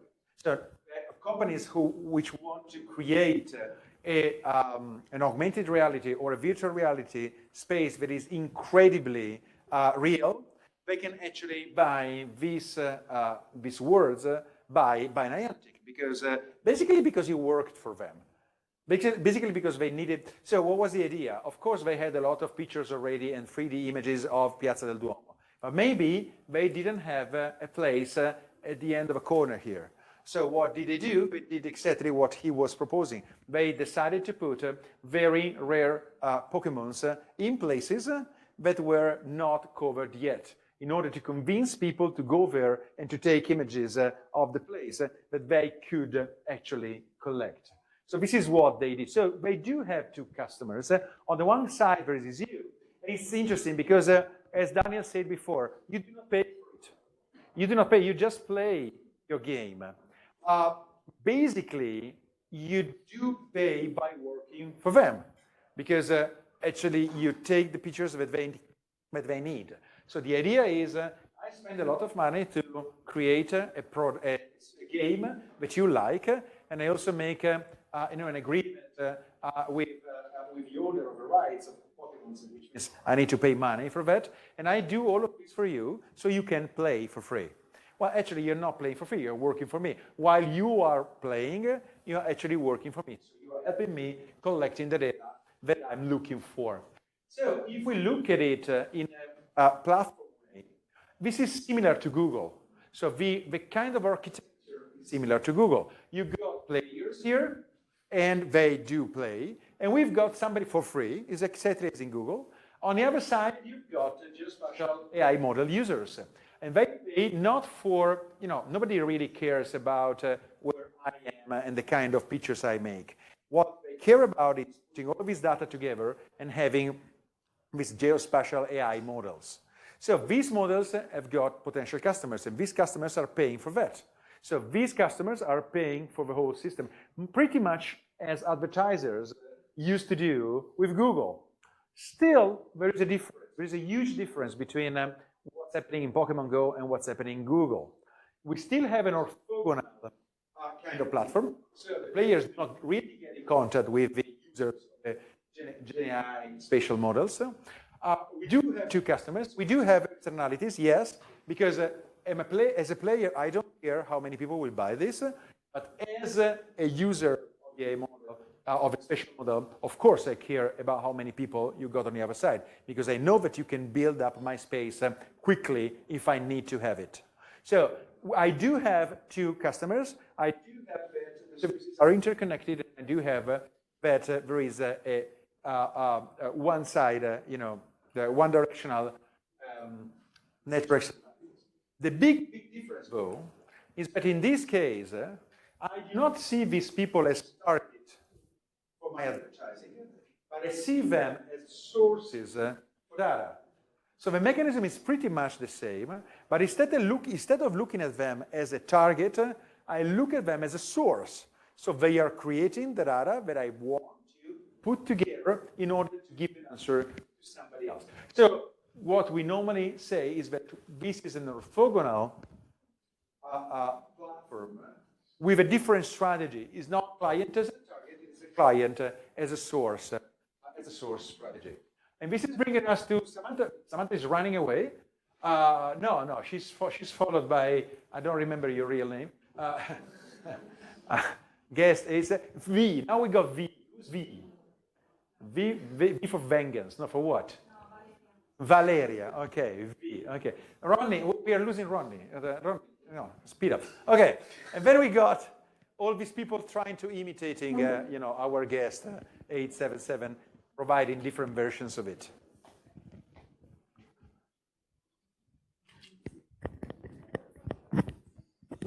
Guys, last question, okay? Do you know Target? The company Target. It's a supermarket chain working in the US. Is that a platform company, in your opinion? And the answers are, no, it is based on a linear value chain. No, it was not born in the digital era. Yes, because it launched an e-commerce website, none of them.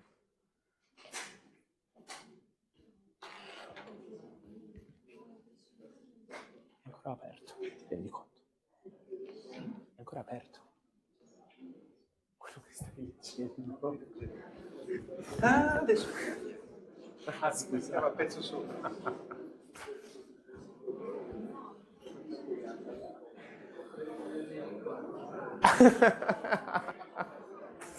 Okay, guys, sorry if I laugh at this. Guys, this is a very simple step, but probably the most important one. I used linear value chain as the way to neglect what a platform is, okay? So those that actually took the first answer were probably right to a certain extent. I used the linear value chain as the neglection of what a platform is. But after a lot of years of research, we understood something that is very simple, but it was absolutely not evident. We cannot define a company a platform or a company not a platform. We can in very few cases. Like you watch Airbnb, the business model of Airbnb is extremely simple given its complexity with the site, but it's a company that is basically delivering one service. It's a one service company. So we can call it a platform. In that case, the overlapping between the company and the business model is easy. Can we call not a platform, but a linear value chain? Yes, I would say we can. When we enter in more complex organizations, it's actually a bit more difficult than that. In many cases, they have initiatives, they have services that can be platforms, and they have services and initiatives that are not. Think about Apple. Apple is an amazing linear value chain when it comes to designing, producing, delivering iPhone, iPad, MacBook, the AirPods all around the world. They are an incredible platform when it comes to developing iOS, to developing Apple Music, when it comes to developing the App Store, and so on and so forth. Then many refer to Apple as a platform company because they made the platform model big.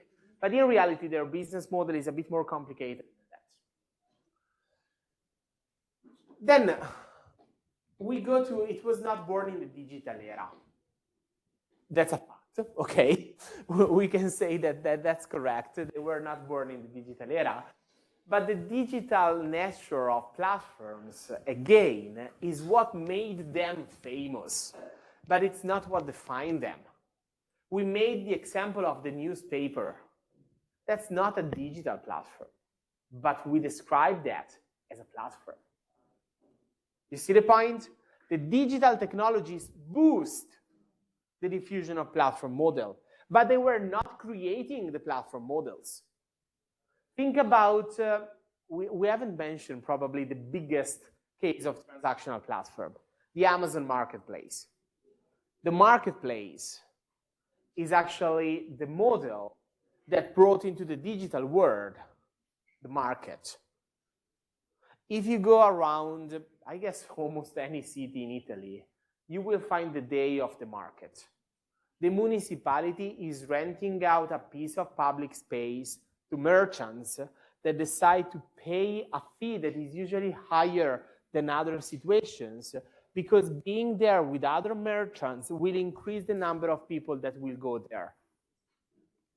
It's a transactional platform. It cannot scale as Uber or Airbnb, but you have two customers and you have different logics for them to pay the platform to happen. And then we go to the third one, that is your favorite one. The e-commerce website is actually the fusion of the two previous answers. Nike launched an e-commerce website many years ago. They took Adidas, but still they took their shoes and they start selling them online with a direct channel that allowed them to avoid having intermediaries and actually going directly to the customer. Amazing. Is this a platform? Well, not according to the definition that we gave you today. There is one set of customers, the buyers. That's it. So the e-commerce website is a digital version of a linear value chain that has absolutely no links with the platform's model. Is it clear? Yeah. Maybe.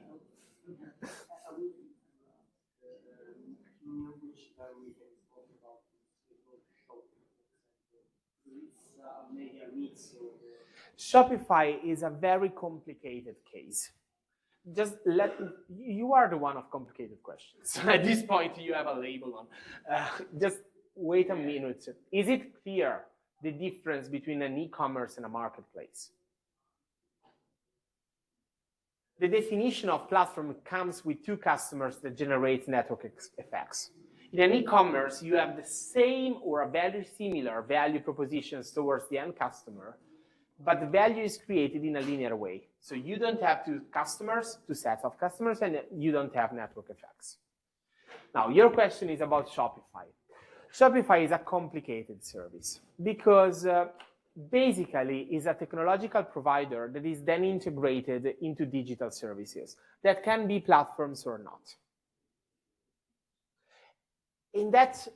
With that perspective, Shopify is a tech supplier. Is not developing a platform model on top of that because it's selling its services to the service provider, that again can be a platform or not, that will then either reach its customers or reach its set of customers if that's a marketplace. So it is a supplier of many platforms, but it's not a platform per se because of its core value proposition. Said this, if you go on a Shopify, you will find an app store because they allowed other third-party service providers to integrate their services in their product. Then their business customers, so the e-commerce website or the marketplace, can actually integrate more functions coming from those providers. So they develop on top of their technology a little innovation platform that is often nested into other platforms. So it's a complicated case. The beginning is not a platform. I would probably say that their main value proposition today is still not platform-based, but they develop a platform. Is it clear? And actually, the story of Shopify is not very different from the actual story of Target.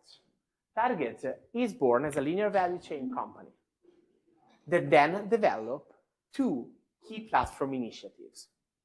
The first one was the creation of Target Plus, which is an online marketplace open to third-party sellers that can use the brand, the infrastructure, the customer base of Target to reach end users. That's a marketplace. That's not an e-commerce website. The difference is subtle, but is key in the operations of a company.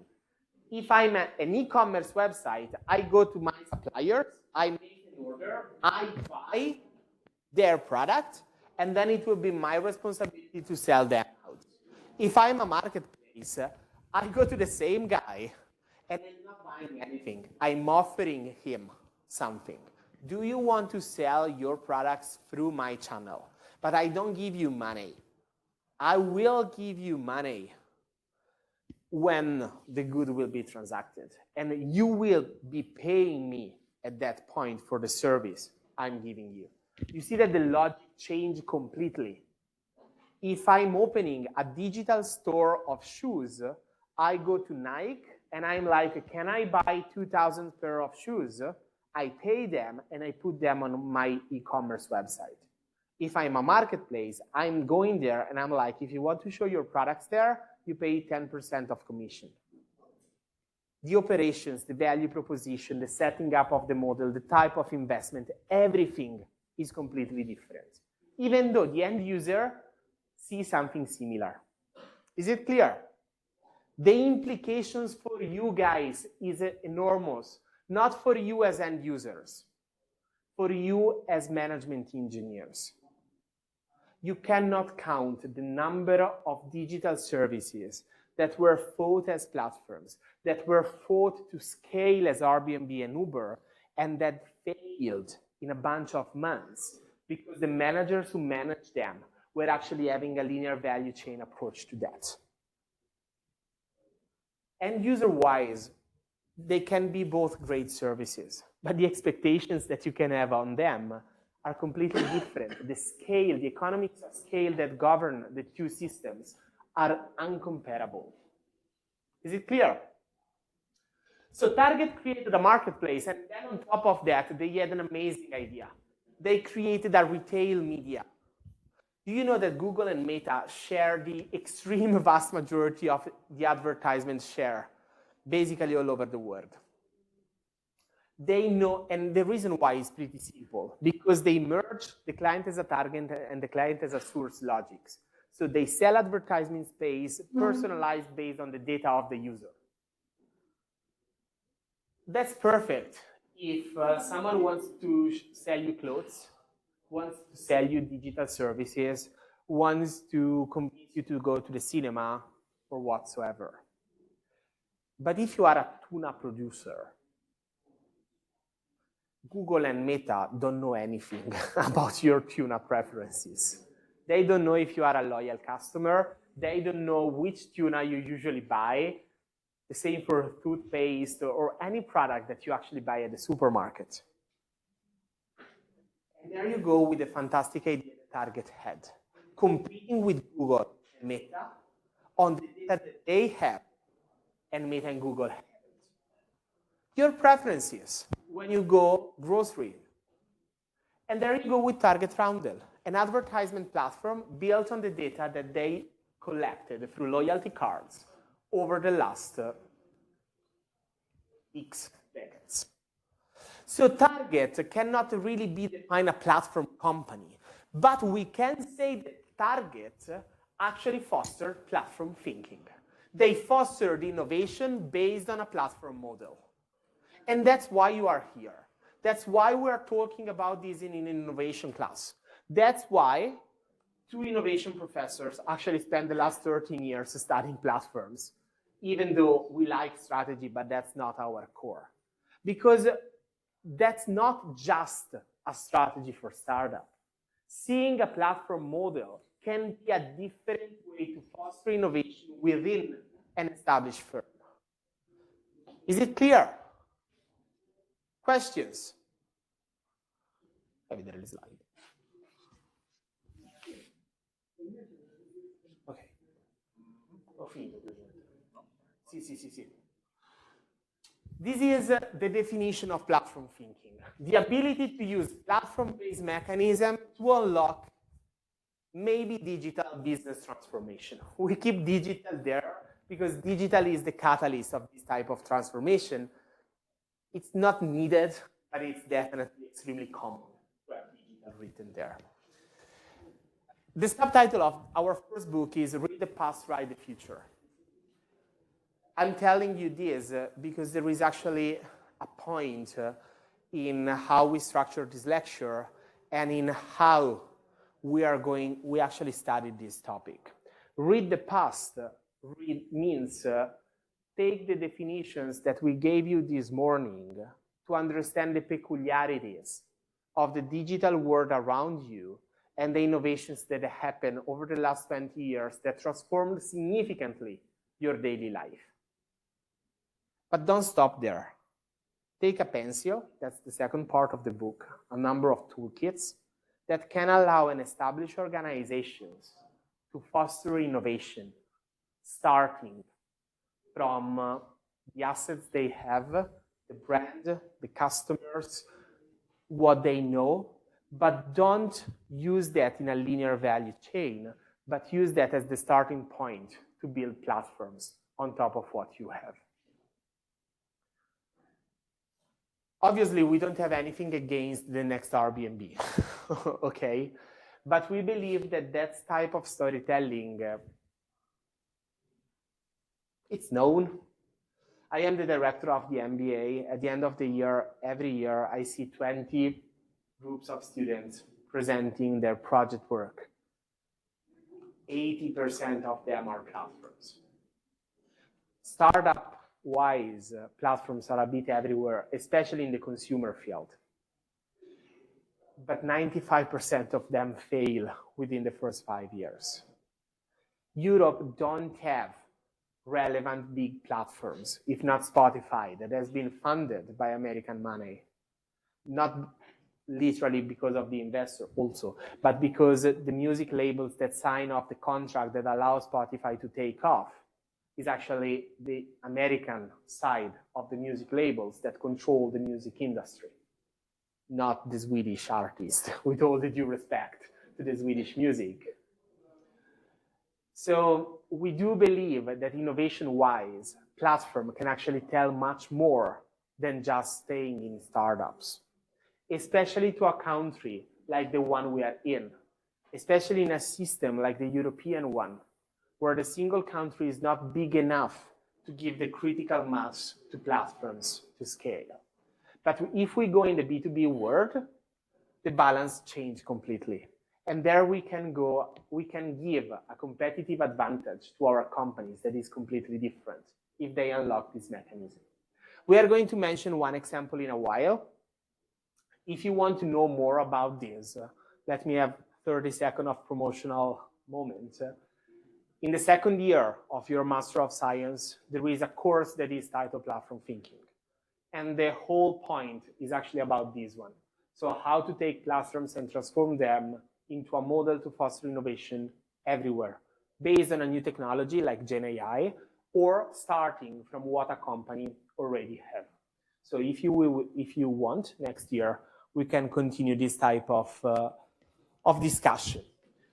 Starting from these 2 points. In this course and in platform thinking, platform means a different way to create value. Having 2 sets of customers that generates network effects. Is it clear? Then you leave this room, you go talking with computer science engineering, you can call platform any software, it's fine. But in innovation and strategy, platforms means a complex business model that have multiple sets of customers that depends one on each other, generating network effects. The whole point of platform thinking is how to link the linear value chain and the platform model, how they can coexist. Target was a first example. In the slides, you will have all the information that keeps the models together. The 2 of us actually have a bit of fun classifying cases. We're strange. That's not the point, guys.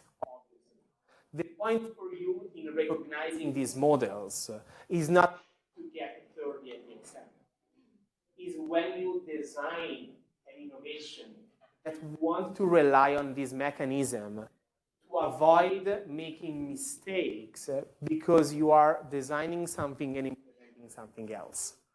The implications for chicken and egg paradox, for value proposition design, for network effects activations actually lies in this drawing.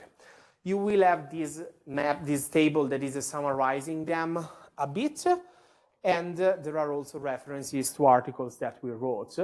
But I would applaud guest 718. That is così. Out of the blue, like Airbnb and Uber, he appeared from the lower part of the ranking. Samantha is still there at the second place, and guest 877 still ends up on the podium.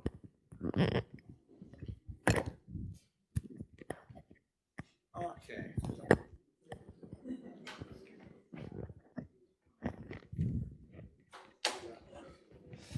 Okay, so we spent a long part of this class by giving you definitions.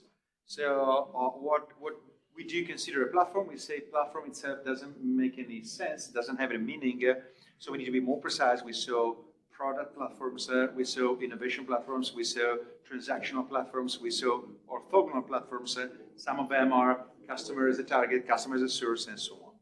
What we would like to do now is to move away from the definitions to give you an idea of the innovational power that we can have with these platforms. So let's start from a case. And the case is the one of Uber. Somebody was asking before, does Uber count as a platform? Of course, it's considered to be one of the first and most successful in the store. So we spent some time as a research community asking ourselves, what are the main characteristics, the main capabilities that some companies have and they succeed in creating platforms, and some other companies don't have. And that's the reason why they fail in creating platforms. So that was a relevant question to us. And somehow, by analyzing many different stories, we realized that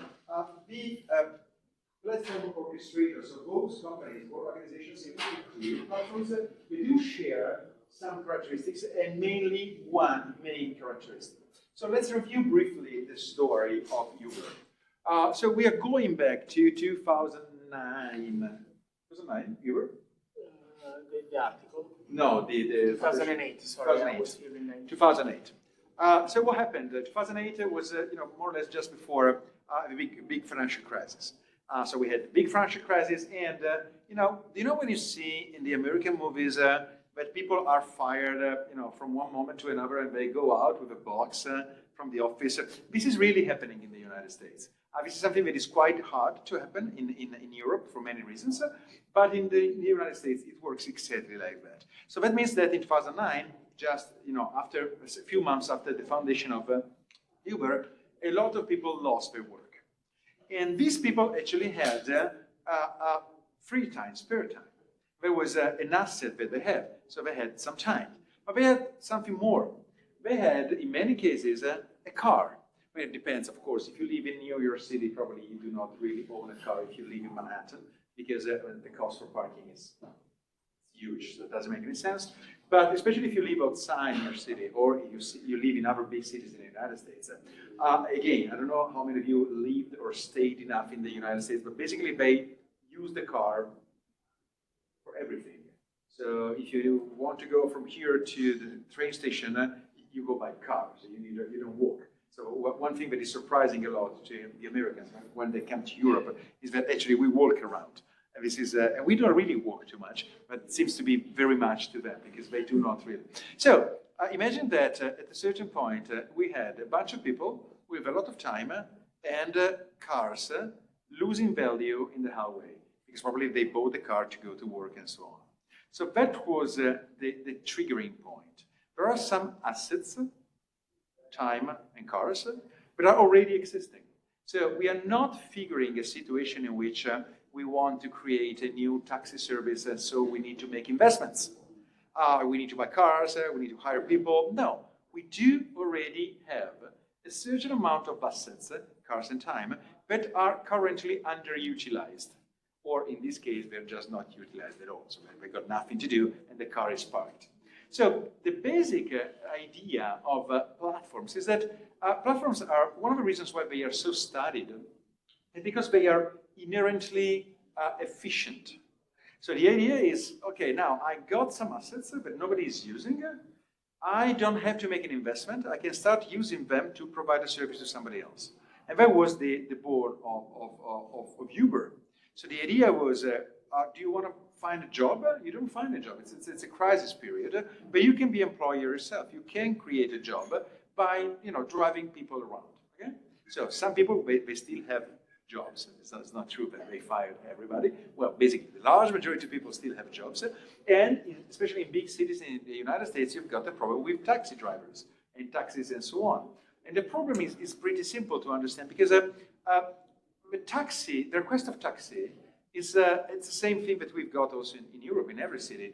It's not linearly distributed over the day. You've got some peaks. You've got a peak in the morning, you've got a peak in the afternoon, when people go to work, when people go back home. And then, of course, you can move, you can decide to take a taxi at 2 a.m. because you're drunk. But basically, the point is that the average request is not linear. You've got some peaks. And this is one of the reasons why managing taxis into cities is so complicated, because how many taxi drivers, how many licenses? So if you size the service on the peak, what's happening is that in every moment you need a taxi, somebody will be there for you because you've got taxis for everybody. But when you are off the peak, what's happening is that these people don't have enough job, don't make enough money to survive because there's not enough requests. So what you can do otherwise is sizing the service on the average.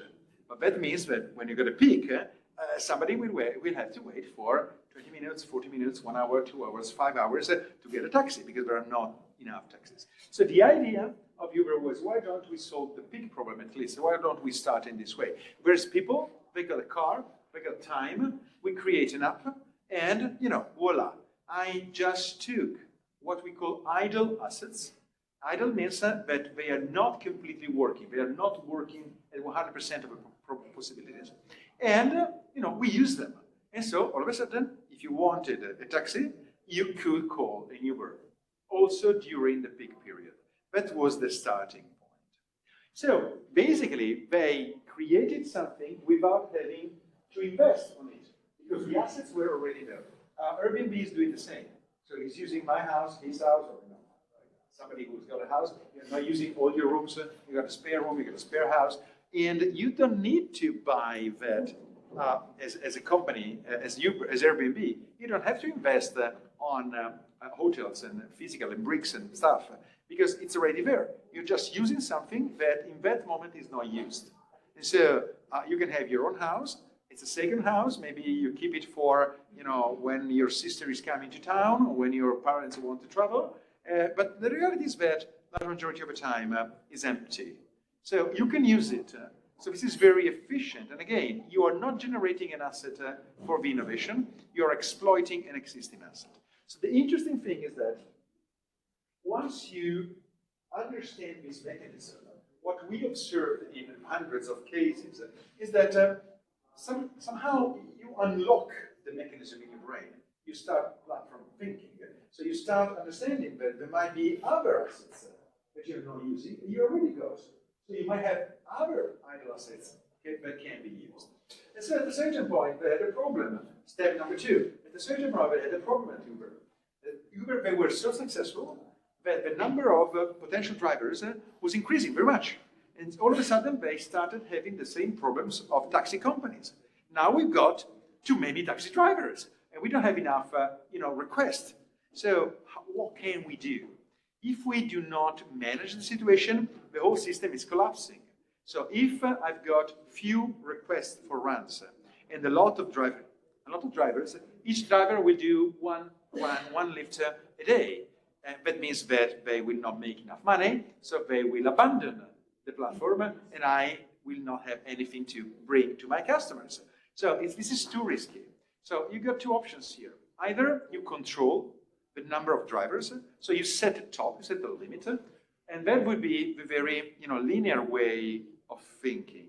I just do what I can do. So given that I do not have enough passengers for too many potential drivers, I limit the drivers. That is a very linear way of thinking.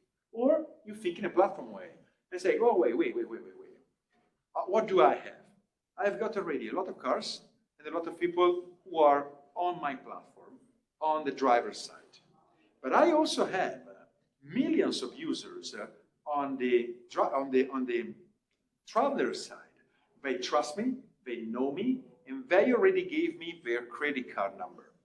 These are assets that if you want to start from scratch, you will never have. So I do have some assets. Why don't I try to use them? And so we started thinking, so instead of limiting the number of drivers, why do not I increase the request for traveling? Yeah, how do you increase the request for traveling? Either having more people subscribing or convincing people traveling more. How do you convince people traveling more? So I go to my office and work in my office, and when it's over, I go back. So you can try to convince them to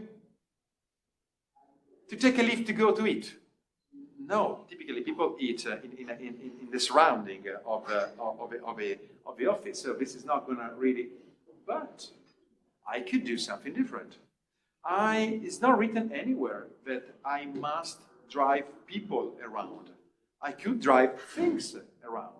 So the same people who took an Uber to go to work, they will have to buy food. And in some cases, they will go to the neighborhoods. In some other cases, maybe they really want the pizza of, Domino's Pizza, or they want, that specific sushi of that. Okay, why do not I try to add another customer here? The third side, I could start going to restaurants and say, hey, restaurant, do you want to enlarge your ability of selling at noon for lunch? So you've got many constraints for lunch. The first one is that you've got a limited space. So in many cases, you might have more people wanting to eat in your place, but actually it's full. So people cannot really wait 1 hour because they gotta go back to work. So they go to eat somewhere else. What if I promise to my customer that if they want to buy sushi in that place, they can buy sushi in that place. They pay directly me. I got a credit card already. I will give the money to the restaurant and I will use my drivers to do a second job, that is moving food instead of moving people. So this is what they did, because they realized that they had another idle asset. Millions of people trusting them and giving them the credit card. So there was an asset that they wanted to exploit. How? By serving them a different service, not just driving you around, but bringing you food. Now, in Europe and in Italy, in many cases, Uber Eats didn't work, and when it worked, we had people with bicycles, because this is the European model. But then in the United States, where they take the car to go to the station, actually they used exactly the drivers. And all of a sudden, they could afford having more drivers, because some drivers were driving people, some other drivers were driving food, and some other drivers were driving a little bit of people, a little bit of food. So the system now is working very well. And again, they didn't have to buy, invent, create anything. The main asset, the trust of people, their possible needs, and the credit card number was already there. I just had to look inside my assets and understanding that there was more value. And they did it again. So the third time, they did something that is even more brilliant. So they realized that they have got a lot of information about where we go with Uber. So they know, for every single person who took an Uber in New York City in the last 10 years, they know from where to where. They know the timing. They know that when you do that kind of path, if it is 2 p.m. On a Monday, it's going to be very long, while if you do it 2 a.m. on a Sunday, probably it's going to be very fast. So they've got many data. Of course, they don't care about where you go and when you go. But if you put all of the data together, you can start answering some questions. Like, for example, where do we have more traffic jams in New York City, in Manhattan? According to the time of the day of the week of the month of the year. Because these things are changing very much. So there are moments in which you will have a lot of tourists, there are moments in which you will have, that is Sunday night, or it is, summer, or it is winter, and whatsoever. So you might have a lot of information, and this information might be vital to whom? To the municipality of New York City, because they are managing a project in order to rearrange all the timing of a traffic light and all the one-way direction of the streets. So I can use those data to test my changes to the way in which cars can move around in Manhattan. So what they did, they added another client. They said, okay, I do have another idle asset. Data are an idle asset. Data of a single ride is not relevant, but data about all the rides together in a place can really make me understand how things are moving, what is happening on Friday morning, Friday afternoon, Christmas Day, and so on. And I can readapt all the traffic light, the direction. So in New York City, there are some streets that are in just one direction for a time of the day. They can become on the other direction in the other time of the day. And all of this is based on mathematical models based on the data that have been provided by Uber. So they created at this stage no more a transactional. So you had the transactional platform here. I drive, you're driven. I created a transactional here. I drive the food, and actually you eat. And now they created an orthogonal platform that is a customer as a source. So the more you do it, the more you create data. And I found somebody who is interested in those data. So basically, if we want to wrap it up, the main characteristic that we found that is somehow identifying these organizations able to create again and again platforms is that they are idle asset hunters. So this is a theory in which we say, okay, there are some assets that are already there, not completely used. So what do? First, they identify idle assets. So they go looking for searching for some assets that probably are already used, but can have some more value hidden inside. The second step, that is a difficult one, is to design a value position, so to find the customer for that thing. So the customer was the restaurant. in the first case. The customer was the municipality of New York City in the third case. So you need to identify somebody who can really perceive a value that you can provide because of those assets. And the third thing is, okay, now you design the system and you need to onboard them. You need to convince them to come on board. And if the game is working, you start a game. You identify idle assets and so on. You identify value propositions, you onboard people and so on. One of the most brilliant cases that we saw is the one of Amazon. In the book we wrote, there is the story of 9, 10, I don't remember, different innovations that are all built one on top of the other, because once you create a system, you will have some assets, but if you see value in that assets, you can unlock another platform, and now you got another assets, and now you can unlock the platform, and they did it again and again and again. So this platform way of thinking is something that some companies understood pretty well. Now, last thing is this. Sorry, when you find this, probably you already said that before. When you find something like this in the slides, it means that you can, if you want, it's free. No, it's not needed. I told you that everything you need to pass the exam is in the class. If you want to dig more, if you want to understand more, you can use the QR code, download the article, and read the article that is exactly about this topic. So, the second takeaway. Successful multi-sided platforms are idle asset hunters. So they are able to start an innovation process that is based on existing assets that I can unlock thanks to a platform-based mechanism. Now, what kind of idle assets do we have? Established companies can have many different typologies of idle assets. So the first case that I presented you is Uber. But what we are doing a lot in this moment, we do have an observatory with dozens of companies working with us. And these companies are not startups, typically, are existing companies. So they can unlock, because they got a lot of assets. So if you think that if you got idle assets, you can create a platform, where you got a company with a lot of assets, you can create a lot of things. So there is a huge potential for innovation and value creation in existing companies. So what we did was trying to understand if existing companies can actually do that. And the first case that we found some years ago was in Italy. There is a case now at Harvard Business School about Telepass. So for the Italians, I don't have to tell you what Telepass is. Everybody in Italy knows Telepass. The brand awareness is huge. Okay. Maybe you are not from Italy, you don't know what. Is there anybody not knowing Telepass? Not knowing the company, not knowing what they do? No, all of you already know the company. Is that correct? Yes? Okay, so imagine that, so I can go faster. No, yes or no? Do you know what they do or not? Okay. So basically, Telepass was a standard linear-based company.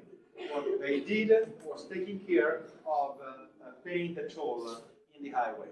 So you go there, instead of putting the money, they decided to put, at the beginning was a card, then quite fast it became an RFID. So now you get through, and the bar is opening, and you pay, and it's charged on your credit card monthly.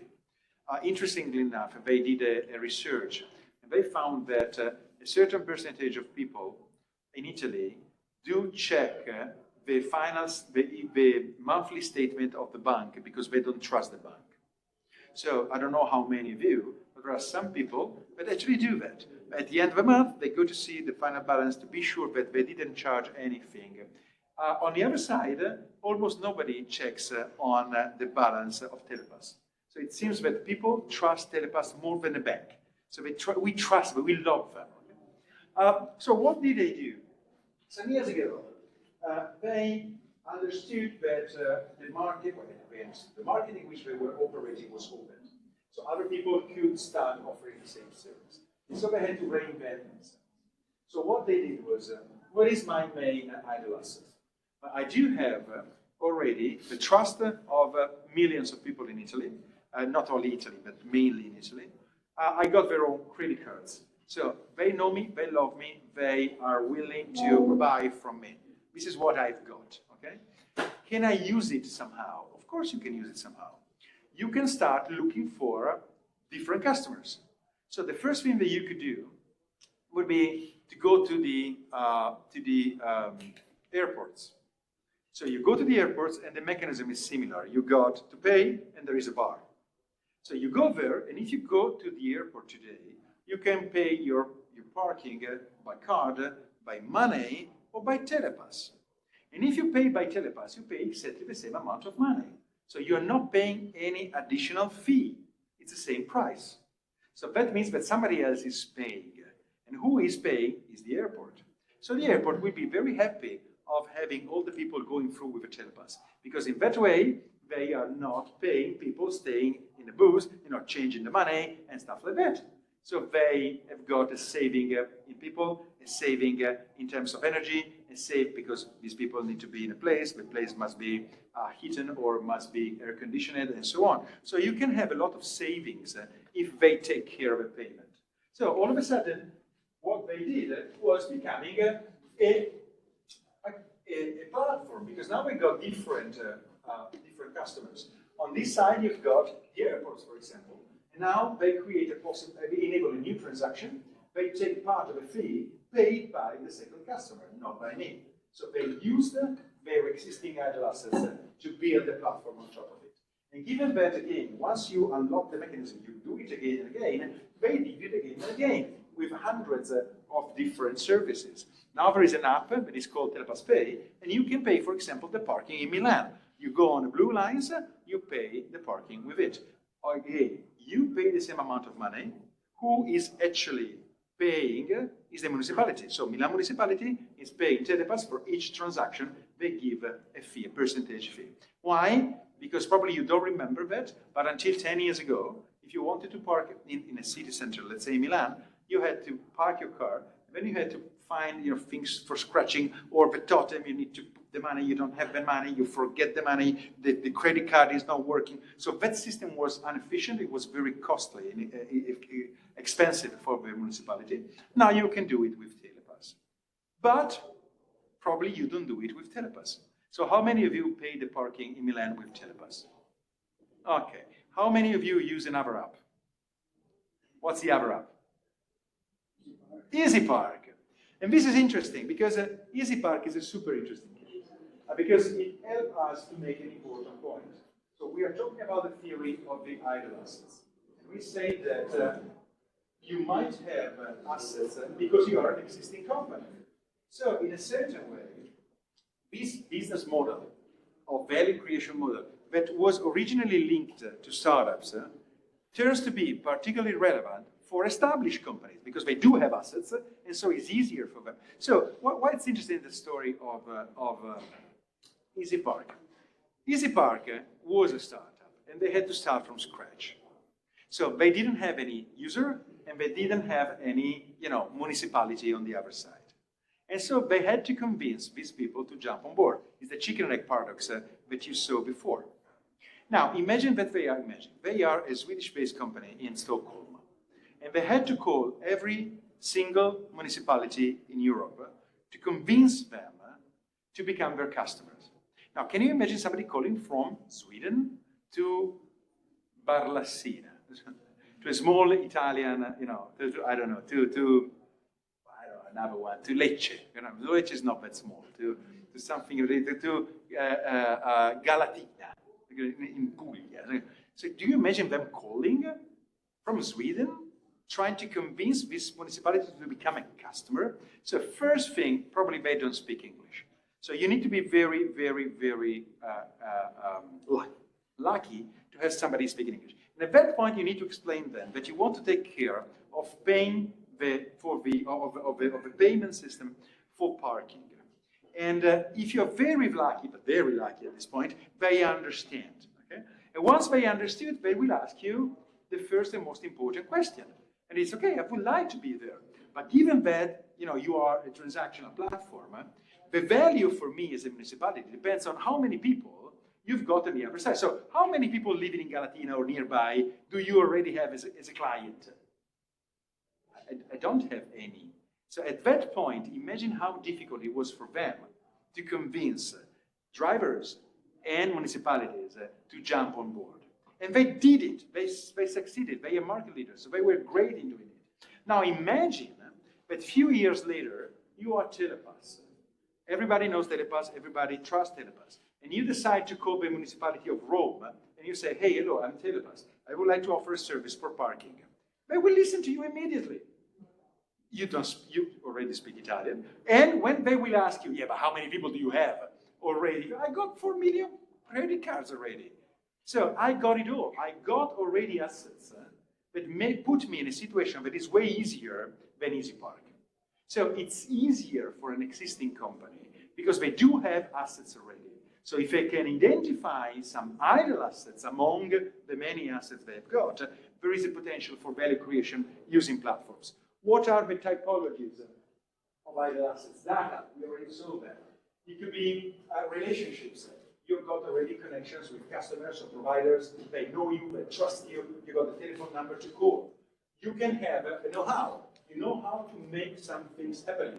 So you are good in doing it, and you can share it with somebody else. And finally, you can have physical assets. So you got something that somebody else do not have. Apple has got the iPhone. That's a physical asset. And I can open an Apple store. Everybody can build on it. Yes, of course you can, if you've got an iPhone. If you do not have an iPhone, you need to start from the iPhone, so it's incredibly more difficult to make it happen.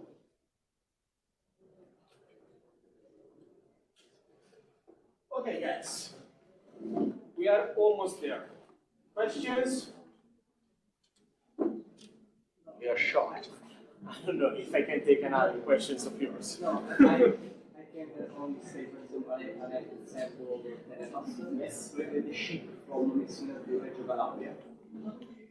Usually when you have to go to the ticket box, you lost lots of time, and maybe you lost also the ferry. And Telepass is also able to manage if you, for example, go to Reggio Calabria and come in the same day, and you have a special price for. Okay. That's part probably of digital transformation. So what happened with Telepass is that it brought digital innovation in many fields where the leading company was too small. The ski resort is exactly the same thing, because the average company that is managing that type of service is relatively small and quite traditional to a certain extent. Now, guys, if you don't have questions for me, I do have questions for you. So we have a second round of the game. So you are all back in the game. Let's see if someone else can actually top the chart. I have 4 questions. We are going to be much quicker, max 5 minutes per question, because we need to close in 20 minutes, okay? So I ask the question, and we comment the results together. I would expect to see a higher percentage of right answers at these points, okay? The first question is, are you ready? Are you back on Pollev? No? Come on, pollev.com/Trabucchi. Because then we will... C'è la classifica, yes. It's not open yet. Just update the page where you were. The first question is, which of the following is not a transactional platform? We are referring to the main model of the case. Uber, Satispay, Netflix, Prime Video.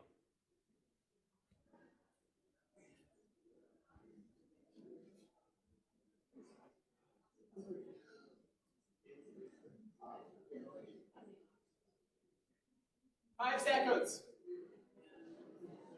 Okay, the numbers of answers is good. It's quite close to the beginning. Cool.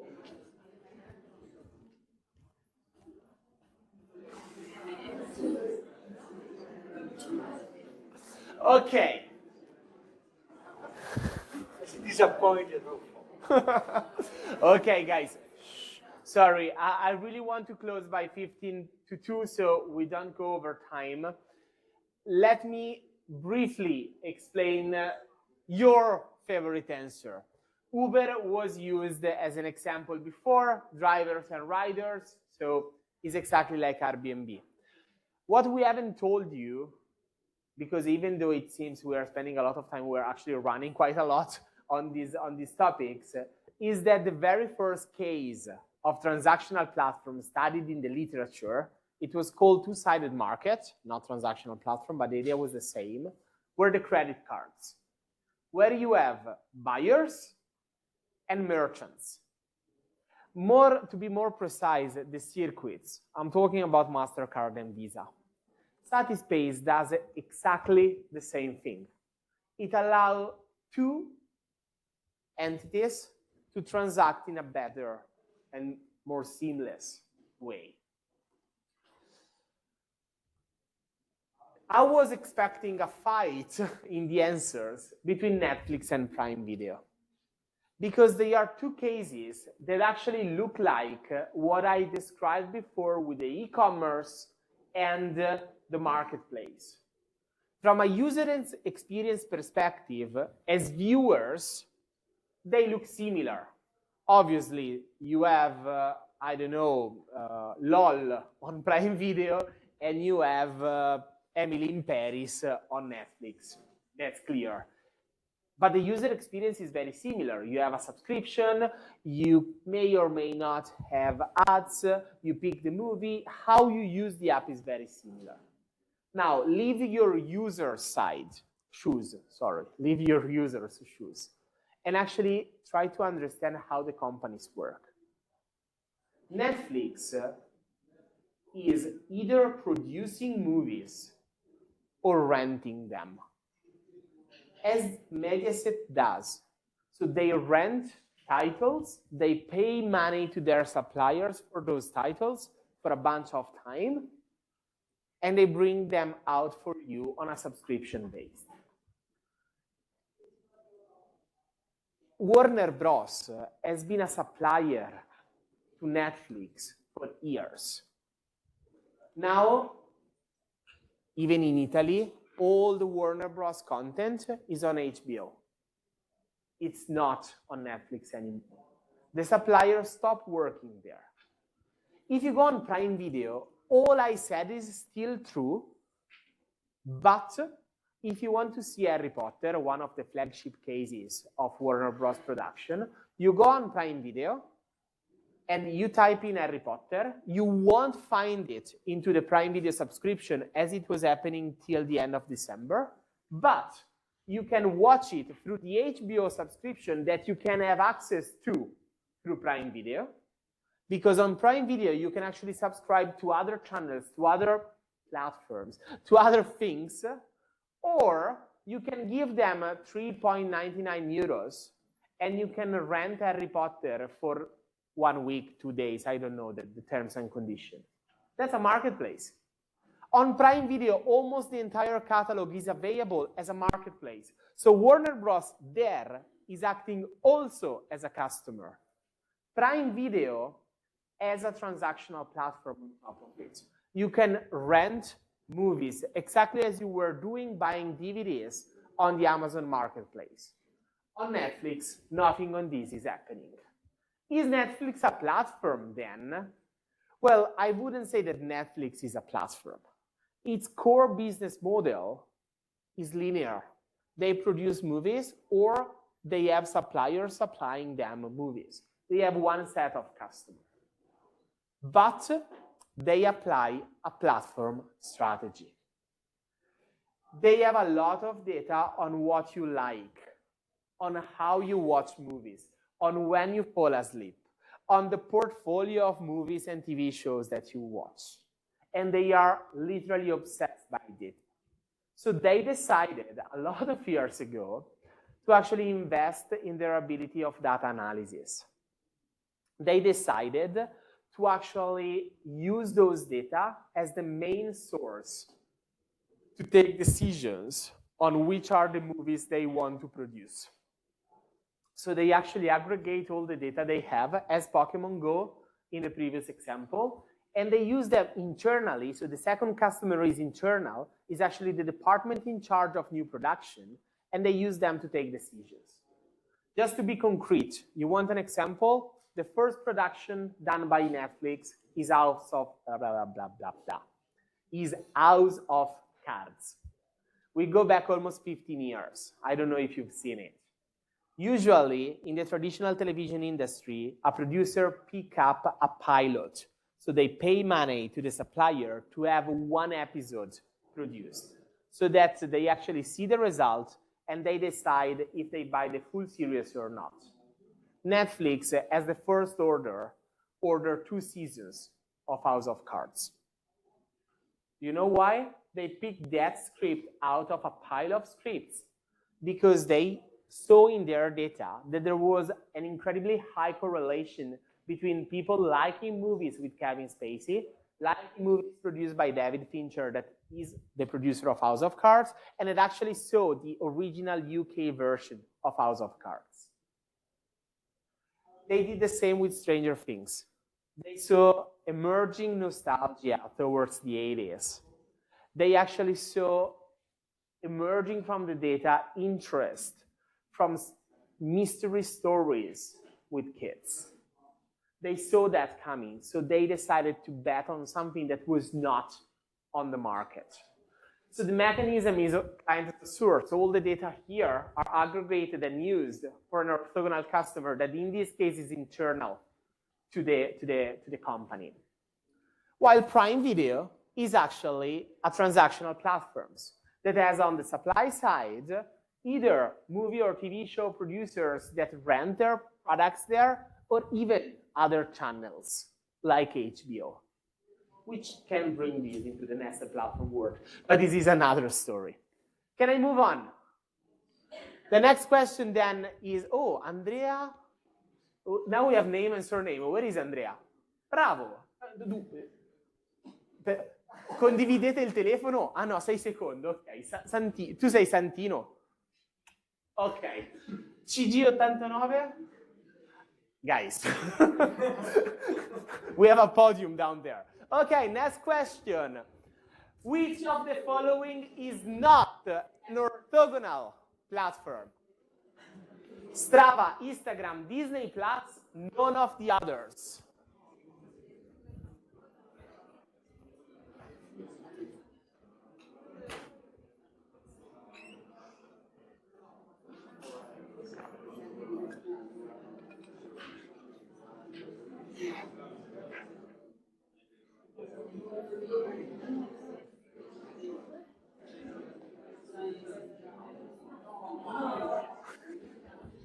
Okay, now the premium, the award here is nothing.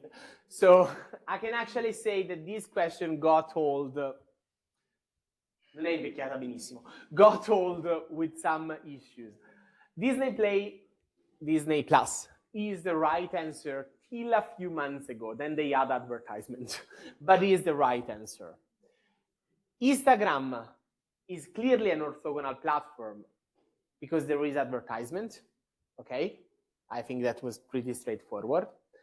It's an advertisement done usually by content creators that actually create content for the platform, but still is client as a target. But the cool answer there is Strava. Strava is an orthogonal platform. Do you know Strava? Strava is one of the most famous apps for people cycling. Then it's used also by people running and by people going on the mountains. But it was born for people cycling. It was based at the beginning, 20 years ago in California, on a freemium strategy. So either it's free, as everything 20 years ago in the digital world, or you could, but almost no one did, pay 9 euros per month for a premium service. Today, the premium service is much more popular there. This is not making it a platform at all. One set of customers. Do you remember the very first picture in the first slide, the guy running? He was there because of Strava. But it's not showing in this moment 2 sets of customers. And at the beginning, they haven't. Till the moment in which they realized that there is someone out there that would like to know where people go cycling. Not stalkers, but municipalities. People that have a budget that no matter how big it is not big enough to actually make new bike lanes, make maintenance on the bike lanes, and so on and so forth. 12, 13 years ago, Strava realized that they could sell packages of data to the single city. They were selling yearly packages for $14,000. Now, can you imagine the impact of $14,000 on the revenue model of a company that was based on freemium subscription? And the impact of $14,000 on a millions-like project, where $14,000 probably are 30 centimeters more of bike lane. But with those information, municipalities could actually take much more informed decisions on how to use those data. We actually interviewed people from Strava Metro a few years ago. They decided after a bunch of years to go on with the service, but actually to make it for free. So today Strava Metro is available for free for municipalities that sign up. But we still believe it's an amazing case because you see the power of the idle asset that Tommaso was mentioning. Orthogonal platforms have been considering us as an idle asset for centuries. And we still are on social media platforms. But that's not the only way of actually seeing an orthogonal platform emerging. This is much more cooler. You already have those assets, and those data are valuable for someone else. Just let me highlight one very important thing here. This data, this is coherent with GDPR. Those data must be aggregated and anonymous. And you see the power of network effects. Municipalities are not interested in where I go cycling. They are interested in where Milano goes cycling. So it's not a matter of who originated that data, but is where the city actually moves. So the data must be aggregated. There must be a lot of people on the first side. Otherwise, the orthogonal platform cannot exist. Is it clear?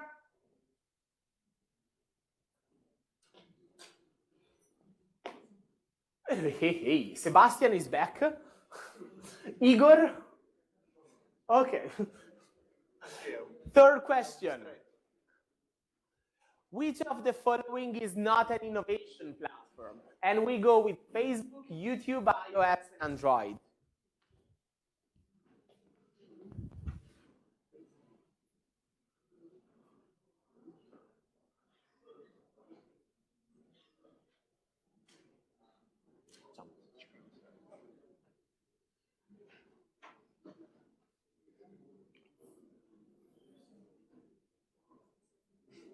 Okay, here the trick was on Facebook.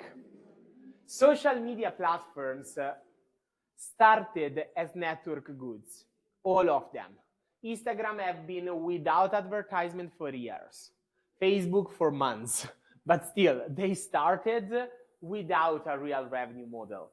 Then they brought in advertisement, but then they all evolved into something else. Facebook at the beginning invested a lot into an innovation platform. Do you know Farmville?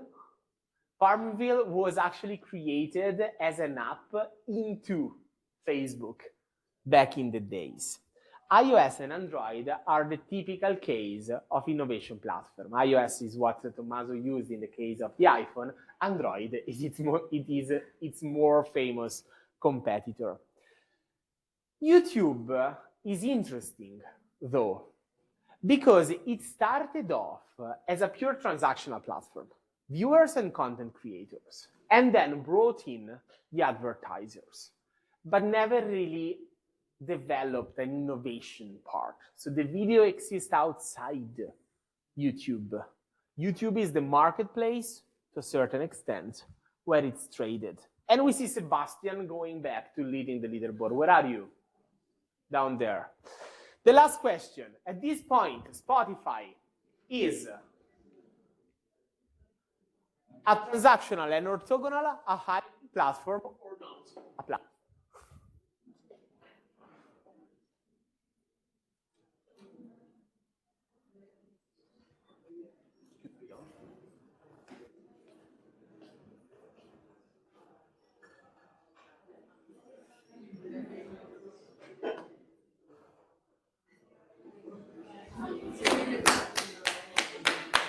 Fatevi un applauso, ragazzi. Sì.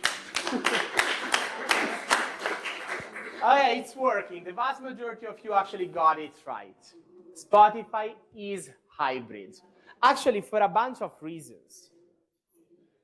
It was born as a transactional platform with listeners and artists.